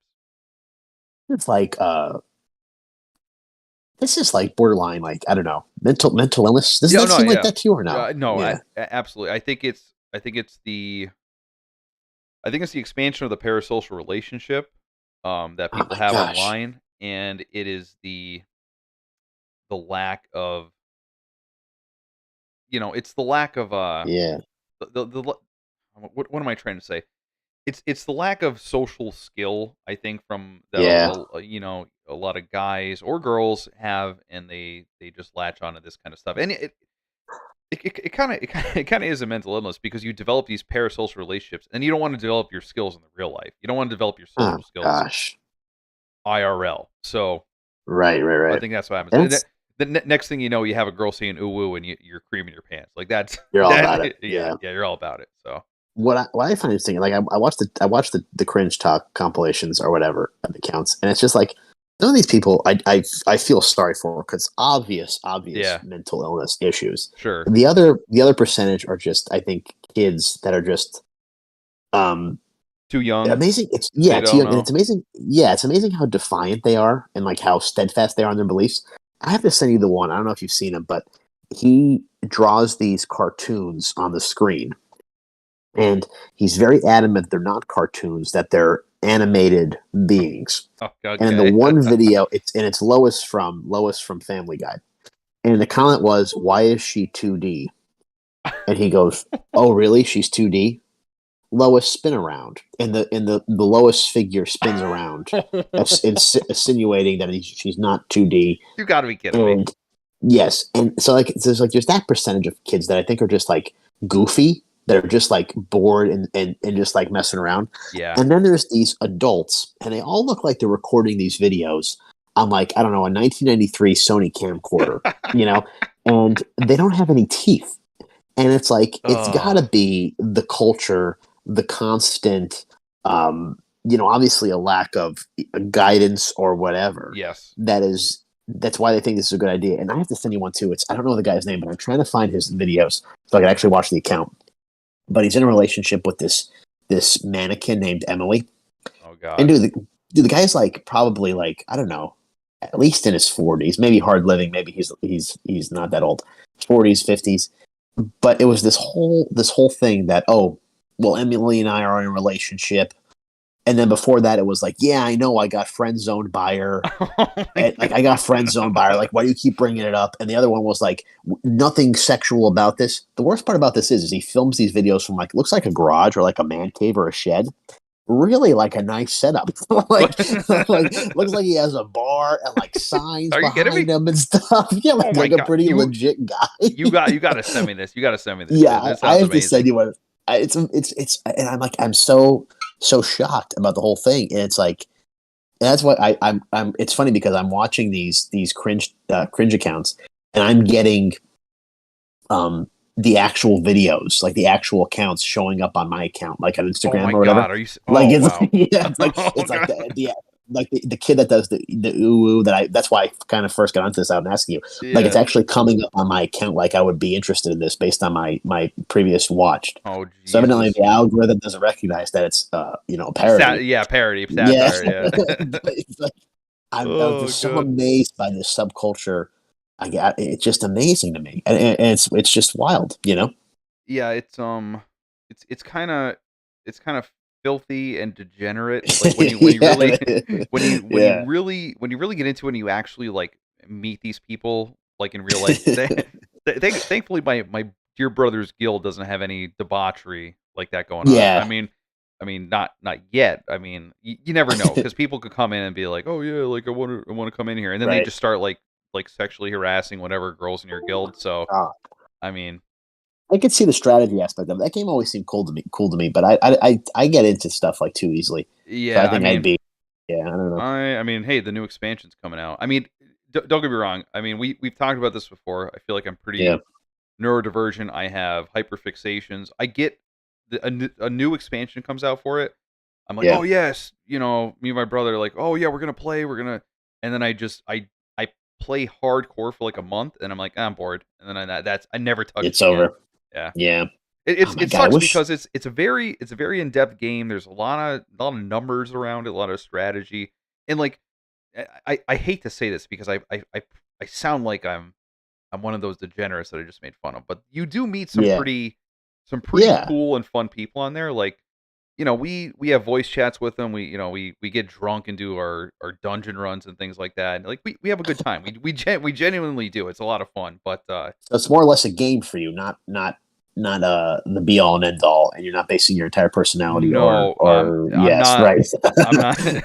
I'm not looking for a girlfriend on there. If that, you know what I mean. I'm not like, oh, like, oh, you're so good. Like, oh, you look so hot in your new armor. Like, you know what I mean. So this, and I like when we get into the weeds a little bit because this is where we're at in the weeds. So Mhm. the girl that I previously dated that was on the World of Warcraft thing. So Okay, she yeah, had yeah. met several men through this World of Warcraft. Oh, I'm sure. So much so that the mom. Now this is still we're like high school senior, freshman in college. At that point, had to restrict her phone use. Had to have the phone turned off after like 9 o'clock because the phone would ring from these guys across the country, like You got to calling be her. kidding me. Yeah. So there's three guys in particular that I had an issue with, and the one was a little I bit can't older. believe this. Yeah, one was a little older. He's the one who claimed that they were actually in a live, real relationship while she was dating me. She could have given him the same impression, thought the same thing, but I wouldn't have known that.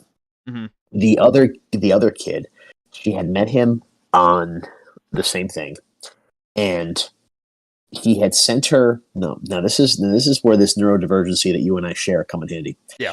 He had sent her a ring through the mail, right? Oh god.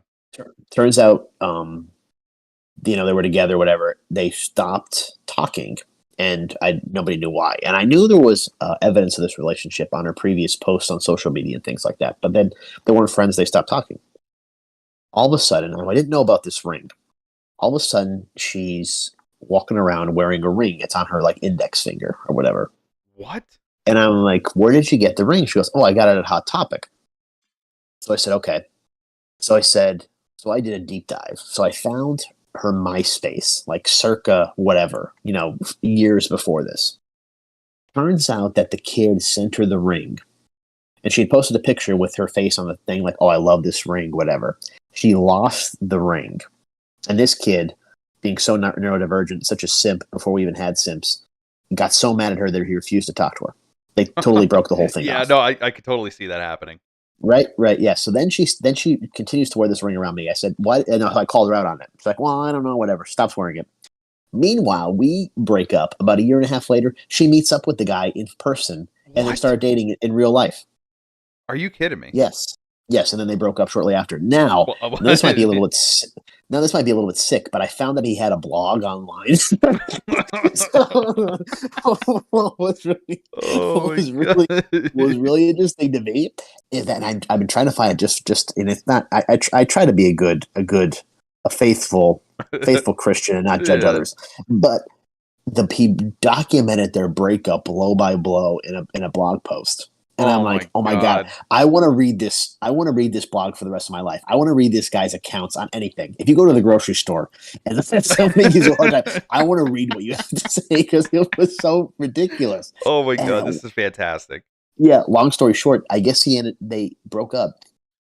She I didn't have can't anywhere to go, so they lived in the same house, or the same apartment house, whatever, for a while after they broke up, and led two separate lives. well, you know what? He, I yeah, no, No, no, go ahead, go ahead. Yeah, no, and so he approached her and said, this because he was like, I guess, really in love with her. Said, I'm sorry, I can't do this anymore. You have to move out. This is my place. I'm sorry. And she had a fit, like started throwing stuff and flipped out, and then that was the end of it. I love how you get all this from his blog post. Seriously, it was literally a blow by blow. Is absolutely incredible. I can't believe, but you know what, Dixon, this is Yeah, exactly how those kind of people like right, that. This is exactly like the final destination of where that was doomed to go.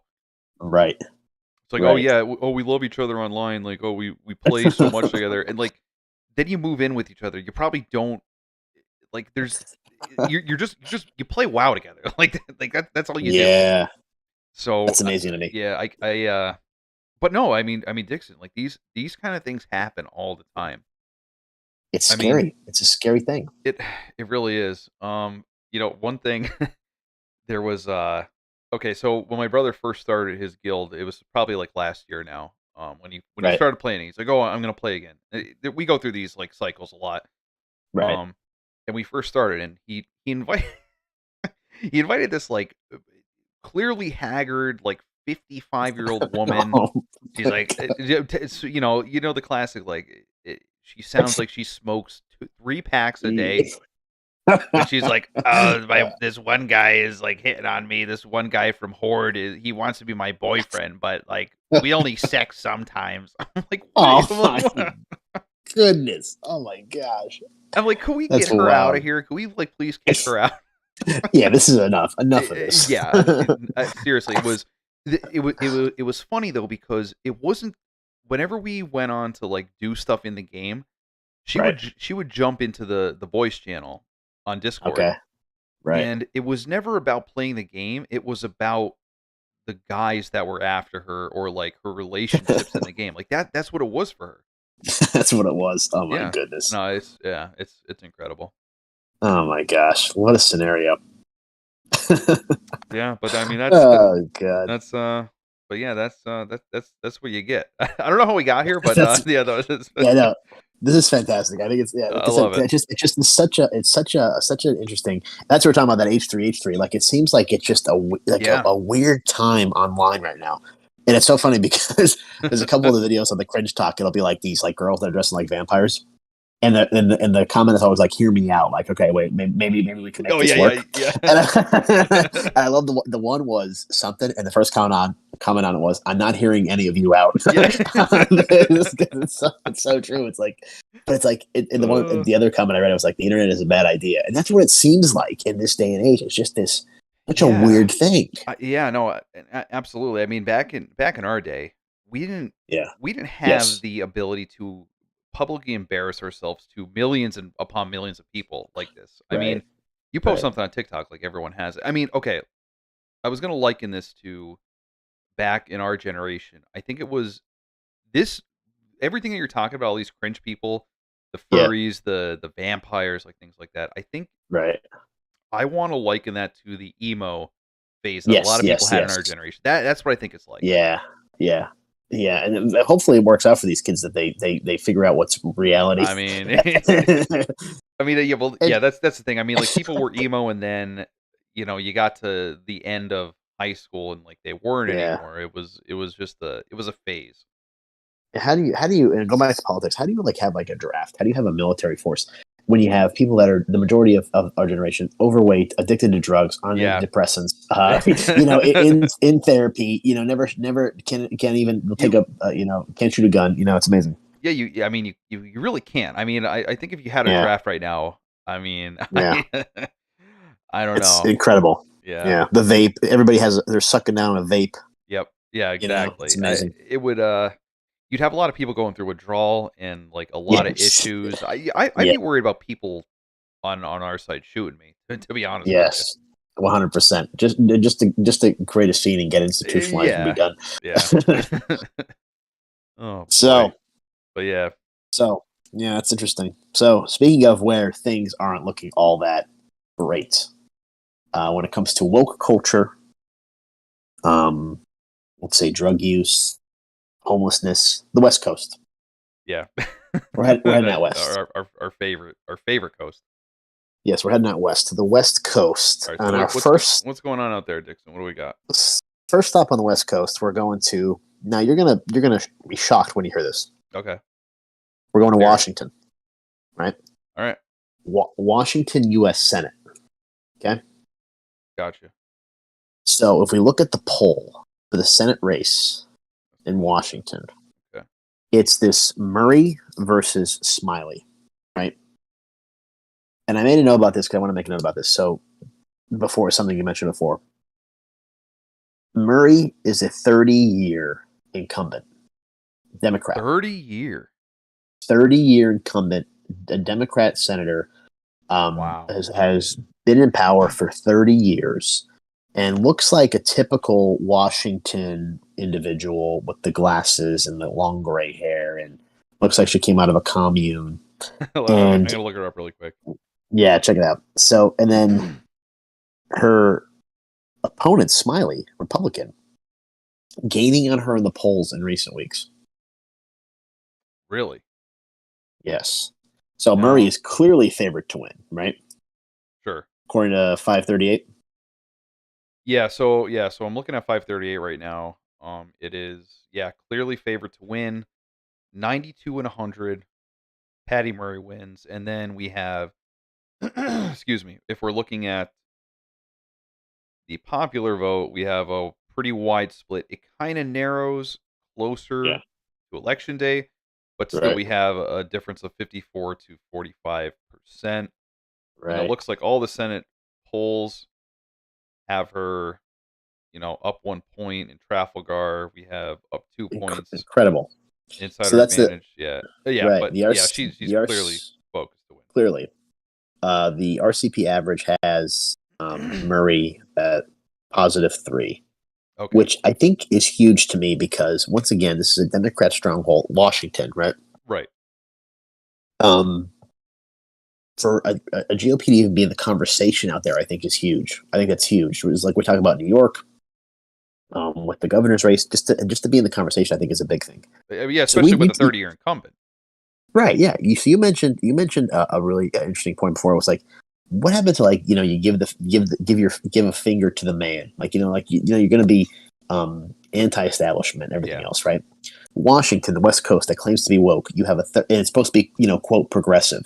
What is a 30-year incumbent doing for you in terms of new ideas, new progress, everything else? When that's what you want to be, that's your target, right? That's what you want to be known Right. for, right? Right. You want to be progressive, you want to be woke, you want to do all those things. A 30-year incumbent makes absolutely no sense to me in a state like Washington. And I think these polls are giving me hope for, like, common sense, that you don't toe a party line, that you don't vote for name recognition. You think, okay, what makes most sense to me, right? What do I think is going to improve my life? And I'm not going to buy into identities or culture or anything else. I'm going to say, I'm going to give this person a shot and see what happens. You know, I think that's Y- what's evident in this poll, at least So these polls. yeah, so you're saying the fact that a Republican is even in the question, even in the Right. conversation, is something Yeah. to talk about. And yeah, I mean you might be right. Like maybe these polls are narrowing every single year, Right. and maybe they're just tired of it. And it's kind of crazy to me because people generally don't like to have people in office too long. People generally get frustrated for one reason or Right. another. They Right. blame the person who's there. So, I mean, it's kind of shocking to me that she has been in there for 30 years and Yeah. It's hasn't amazing, isn't it? and nothing has happened. Now, I know that Washington is typically a blue state if I'm correct on that. You'd be correct on that. Now, Yes. You got it. I think that could just be it. It could just be they typically just vote that way. And any kind of Republican that they see in office, it's Yep. it's it's just a no go straight out the gate for Yep. them. So Yep. it's not about what could this person do for me? What has Murray done for me in the past 30 Right. years? It's just we need to have someone in the blue in our Yeah. state, and that's it. And that's the whole thing is, if it's the opposite, just think for yourself. Forget your party, who you identify with, who your parents voted for. What is doing the right thing for you? If you have a reason why you're going to vote for Murray, okay, tell me why. Yeah. But you're like, okay, well, I'm going to give somebody a shot, whether it's one party or the other. Go for it. And then this is also going to be shocking to you too. I think I have 3 more races to look at. Okay, let's Oregon. go. Oregon. It's the governor's race. Kotek versus Drazen Let's take a look at this. This is the governor race, in Oregon. Oregon. You got it. Now this is I'm looking at it right here, only slightly favored. Right. Um and the chances of winning, they were pretty darn close. Actually flip-flopping for a little bit. Right up at the end of Right. October until November 8th. And Right. the popular vote is razor thin margin. I think that's just so surprising to me. That you have these battlegrounds in the Pacific Northwest. That you have a battleground in the Yeah, Pacific Northwest. You know? especially Oregon. I wouldn't ever expect a Republican to even be in the question, even in the conversation, really. Yeah. So you see, Slightly favored is huge. I know, and I'm actually looking at a lot of the polls right now, and Look at that spread. they're back and forth too. I mean, I'm looking at the Yeah. polls right here. Kotek up 4, then Drazen up 3, Kotek 6, Drazen 1, Drazen 2 points, Drazen Right. 1. I mean, they this is really all over the place. Do you think this is a chance for a possible like upset we're seeing here? It's possible. It's definitely certainly possible. I I mean, think I don't yeah, know. I'm yeah. just looking I at think the you should, polls. Yeah, yeah. You should be on upset alert for both of these races. I mean, I think that Patty Murray is evidently in trouble. That you're within 3 points after yeah, 30 years, and then obviously this is an issue that your polls have narrowed that much over that many months. You know, to be so close and have razor thin margins, that doesn't happen. Those polls should be the same. What changed? yeah, What is going on in the mind of the voters? Those are things to consider.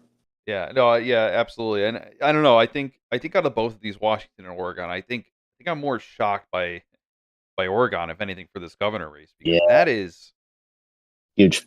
that's close. Yeah. It's huge.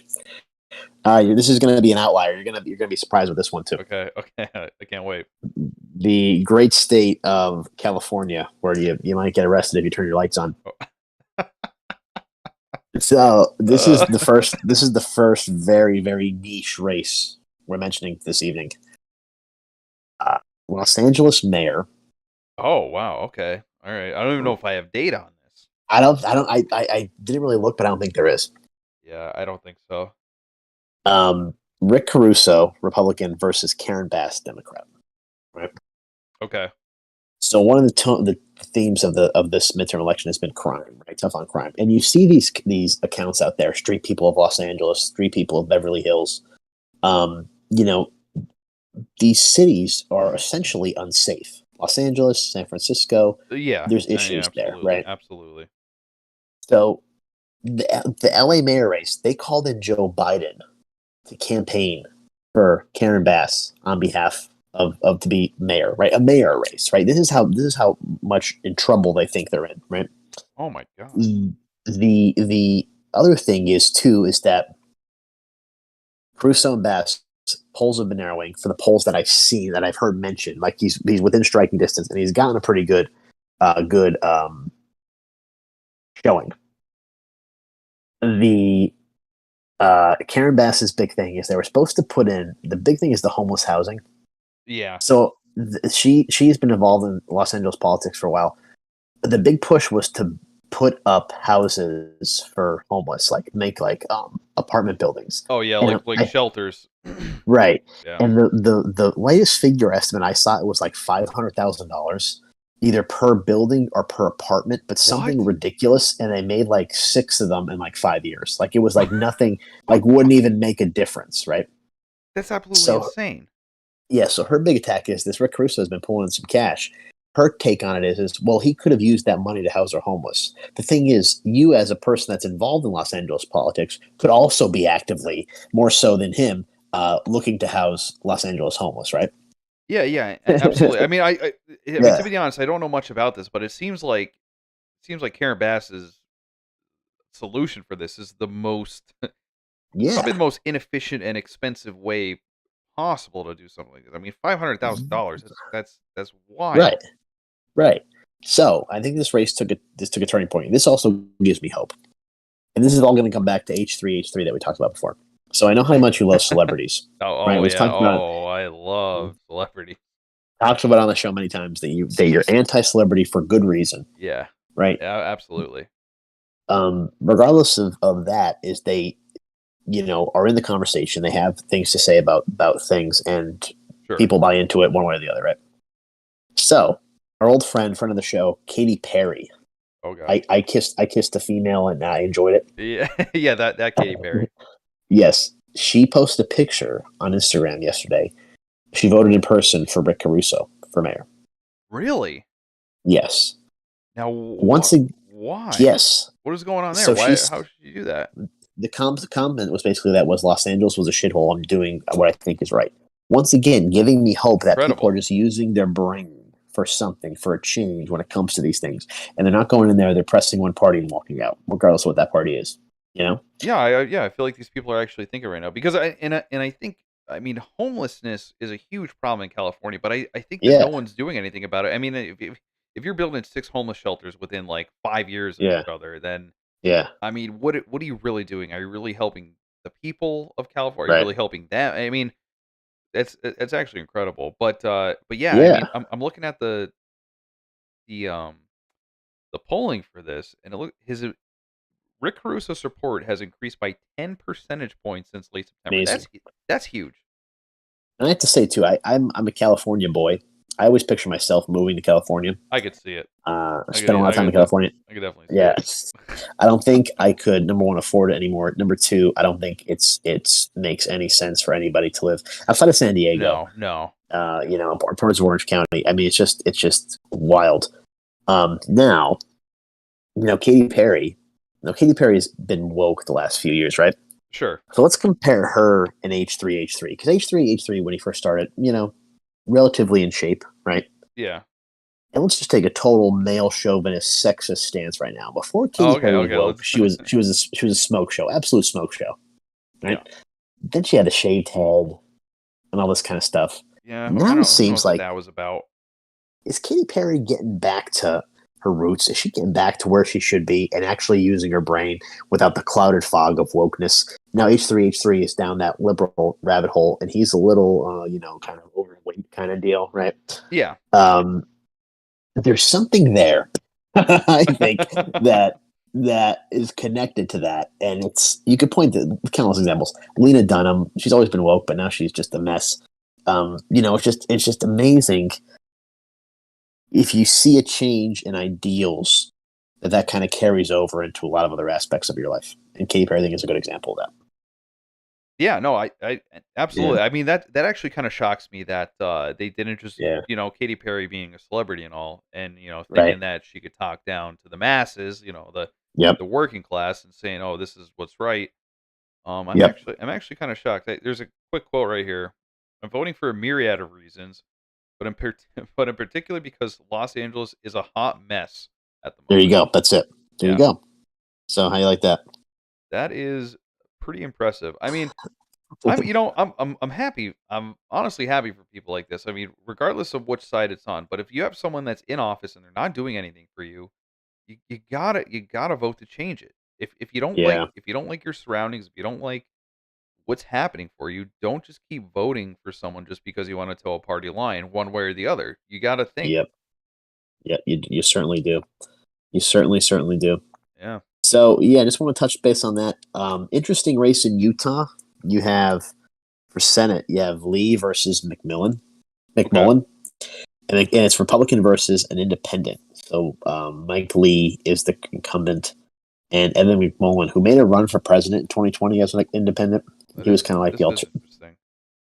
Looks like we have a projection. Josh Shapiro projected to win Oh the boy. Pennsylvania governor's race, Oh 56 to boy. 42%, with 51% reporting. Wow. Yeah, so more than the polls were pretty accurate on that one. I was going to say that was about what Yeah. 50 42. That was Yeah, he was up quite a 54 to bit. 40. Yeah, 54 to 44. Yikes! Wow, that was that's quite a steamroll there, I would say. Yeah, I would say so too. Yeah, so interesting to see what happens in Utah if McMullen can make a run. Um, and then, and then I think it's pretty interesting. Arizona, right? I feel like Arizona and Okay. Pennsylvania are on the same page here when it comes to voting issues because now all of a sudden in Maricopa County, which is always the county in Arizona that everybody looks to, Yeah. 20% of their polling sites experiencing issues with tabulation machines just hours after election day polls open. 20%, Dixon. That's freaking 20%. huge. 20%. That's 20% is more than enough to sway Oh, one way or the other. oh my God. I mean that's hundreds. That has to be hundreds of thousands of people. Oh my goodness. Yes. And That's then crazy. That's crazy. the other one was Maricopa County. There was another one too. I guess I lost it. But similar to me, like I said, that you look at these counties, you look at these places. Like I said, I compare Arizona and I compare Pennsylvania. Isn't it interesting that there's things that we need to see out of both of these states, and there's issues surrounding it, right? Yeah. Yeah. No. The No. national Yeah. stage is a Absolutely. problem, you know. So interesting, interesting to see how that goes. And then Nevada too. If we go down to Nevada, um, interesting races there for governor and for Senate. Governor is an incumbent um, Democrat, and looks like the latest poll had the challenger Lombardo, the Republican, up by 2.8 percentage points, as well as the Senate um, Laxalt is up by 3.4 percentage points on the right side. So Nevada also an interesting Wow. state to That. monitor. Yeah. Yeah, This is absolutely dead heat. I mean, like as close yeah. as it could possibly be. This is incredible. Yes. Yes. Late But breaking news. House oh, here we Republicans go. have added another seat to their repertoire, picking up 8 total seats, a net loss so far of 8 seats for the Democrats. Yeah, I'm looking at this right now. We have U.S. House 155 Democrats, 89. I mean, Huh. Interesting this stuff. is pretty substantial. Wouldn't you say, Dixon? I would say that's pretty substantial. What is the majority? Two, was it two something? 212? Let's see. 21? What is majority for I House? mean, I guess majority is majority, but Yeah, well, 218. yeah, 218. yeah, Sorry. right, yeah, yeah, yeah. Yeah, that's okay. 218. Gotcha. Okay, interesting stuff. That really is. Yeah. So we circled back Pennsylvania. We have looks like a winner declared for the governor's race. Yeah. Josh Shapiro going to be inheriting that seat. Looks like the Oz Fetterman election still I forgot. Now, once again, Here we go. we just talked about this. How could they not be prepared to call the race, but now they're calling races in Pennsylvania? That doesn't make any sense. Yeah, I don't. I don't know. I really will never understand this. I don't know what the officials are doing. I don't know what the numbers mean. I mean, like, I don't know. I really don't understand it. But I'm telling you right now. See, is this does this include the mail-in ballots? Because I think once you get the mail-in ballots, I think Fetterman's going to pull ahead by a wide margin. But Yeah, I don't know. How many percent reporting do we even have looks like for Fetterman is Fetterman and 60% reporting. Haas? Fetterman 50.3% to Oz's 47.2%. Yeah, We that's what I'm compare that saying. to Georgia. You have Georgia 83% reporting. Herschel Walker 49.6 to Warnock's 48.5. The big thing is, regardless of the Wow. lead, he's got to hit 50 or more, win by 50 or more to avoid a runoff. Yeah, I don't know. I think that one might turn into a runoff. I think it's so Yeah, close, and I looking at the polls and everything. I don't. man. You know what? If I had to bet right now, I say we're going to see a runoff with this. Oh my goodness! And then we're going to definitely see a runoff, meaning a runoff that it's going to be weeks and weeks and weeks for Fetterman and Oz. Yeah. They're going to take ballots and run off with them. That's what the runoff is Wow! going to Wow! Wow! be. Wow! And I wouldn't be surprised if the same thing happens in Arizona, because if you're having issues in Pennsylvania, Arizona is kind of a mirror of that, and it's going to be the same thing in Arizona. Kerry Lake too. Oh, that's a big race. I forgot to mention. Arizona governor, Kerry Lake versus Hobbs, and Kerry Lake has been just killing it with the pro-Trump crowd. Just putting the media in their place. Just kind of like a wild cannon, if you will. And the polls show that Lake is up by 3.5 points. Really? Yeah. I mean, right now, I don't know what the percentage reporting, but we got 50.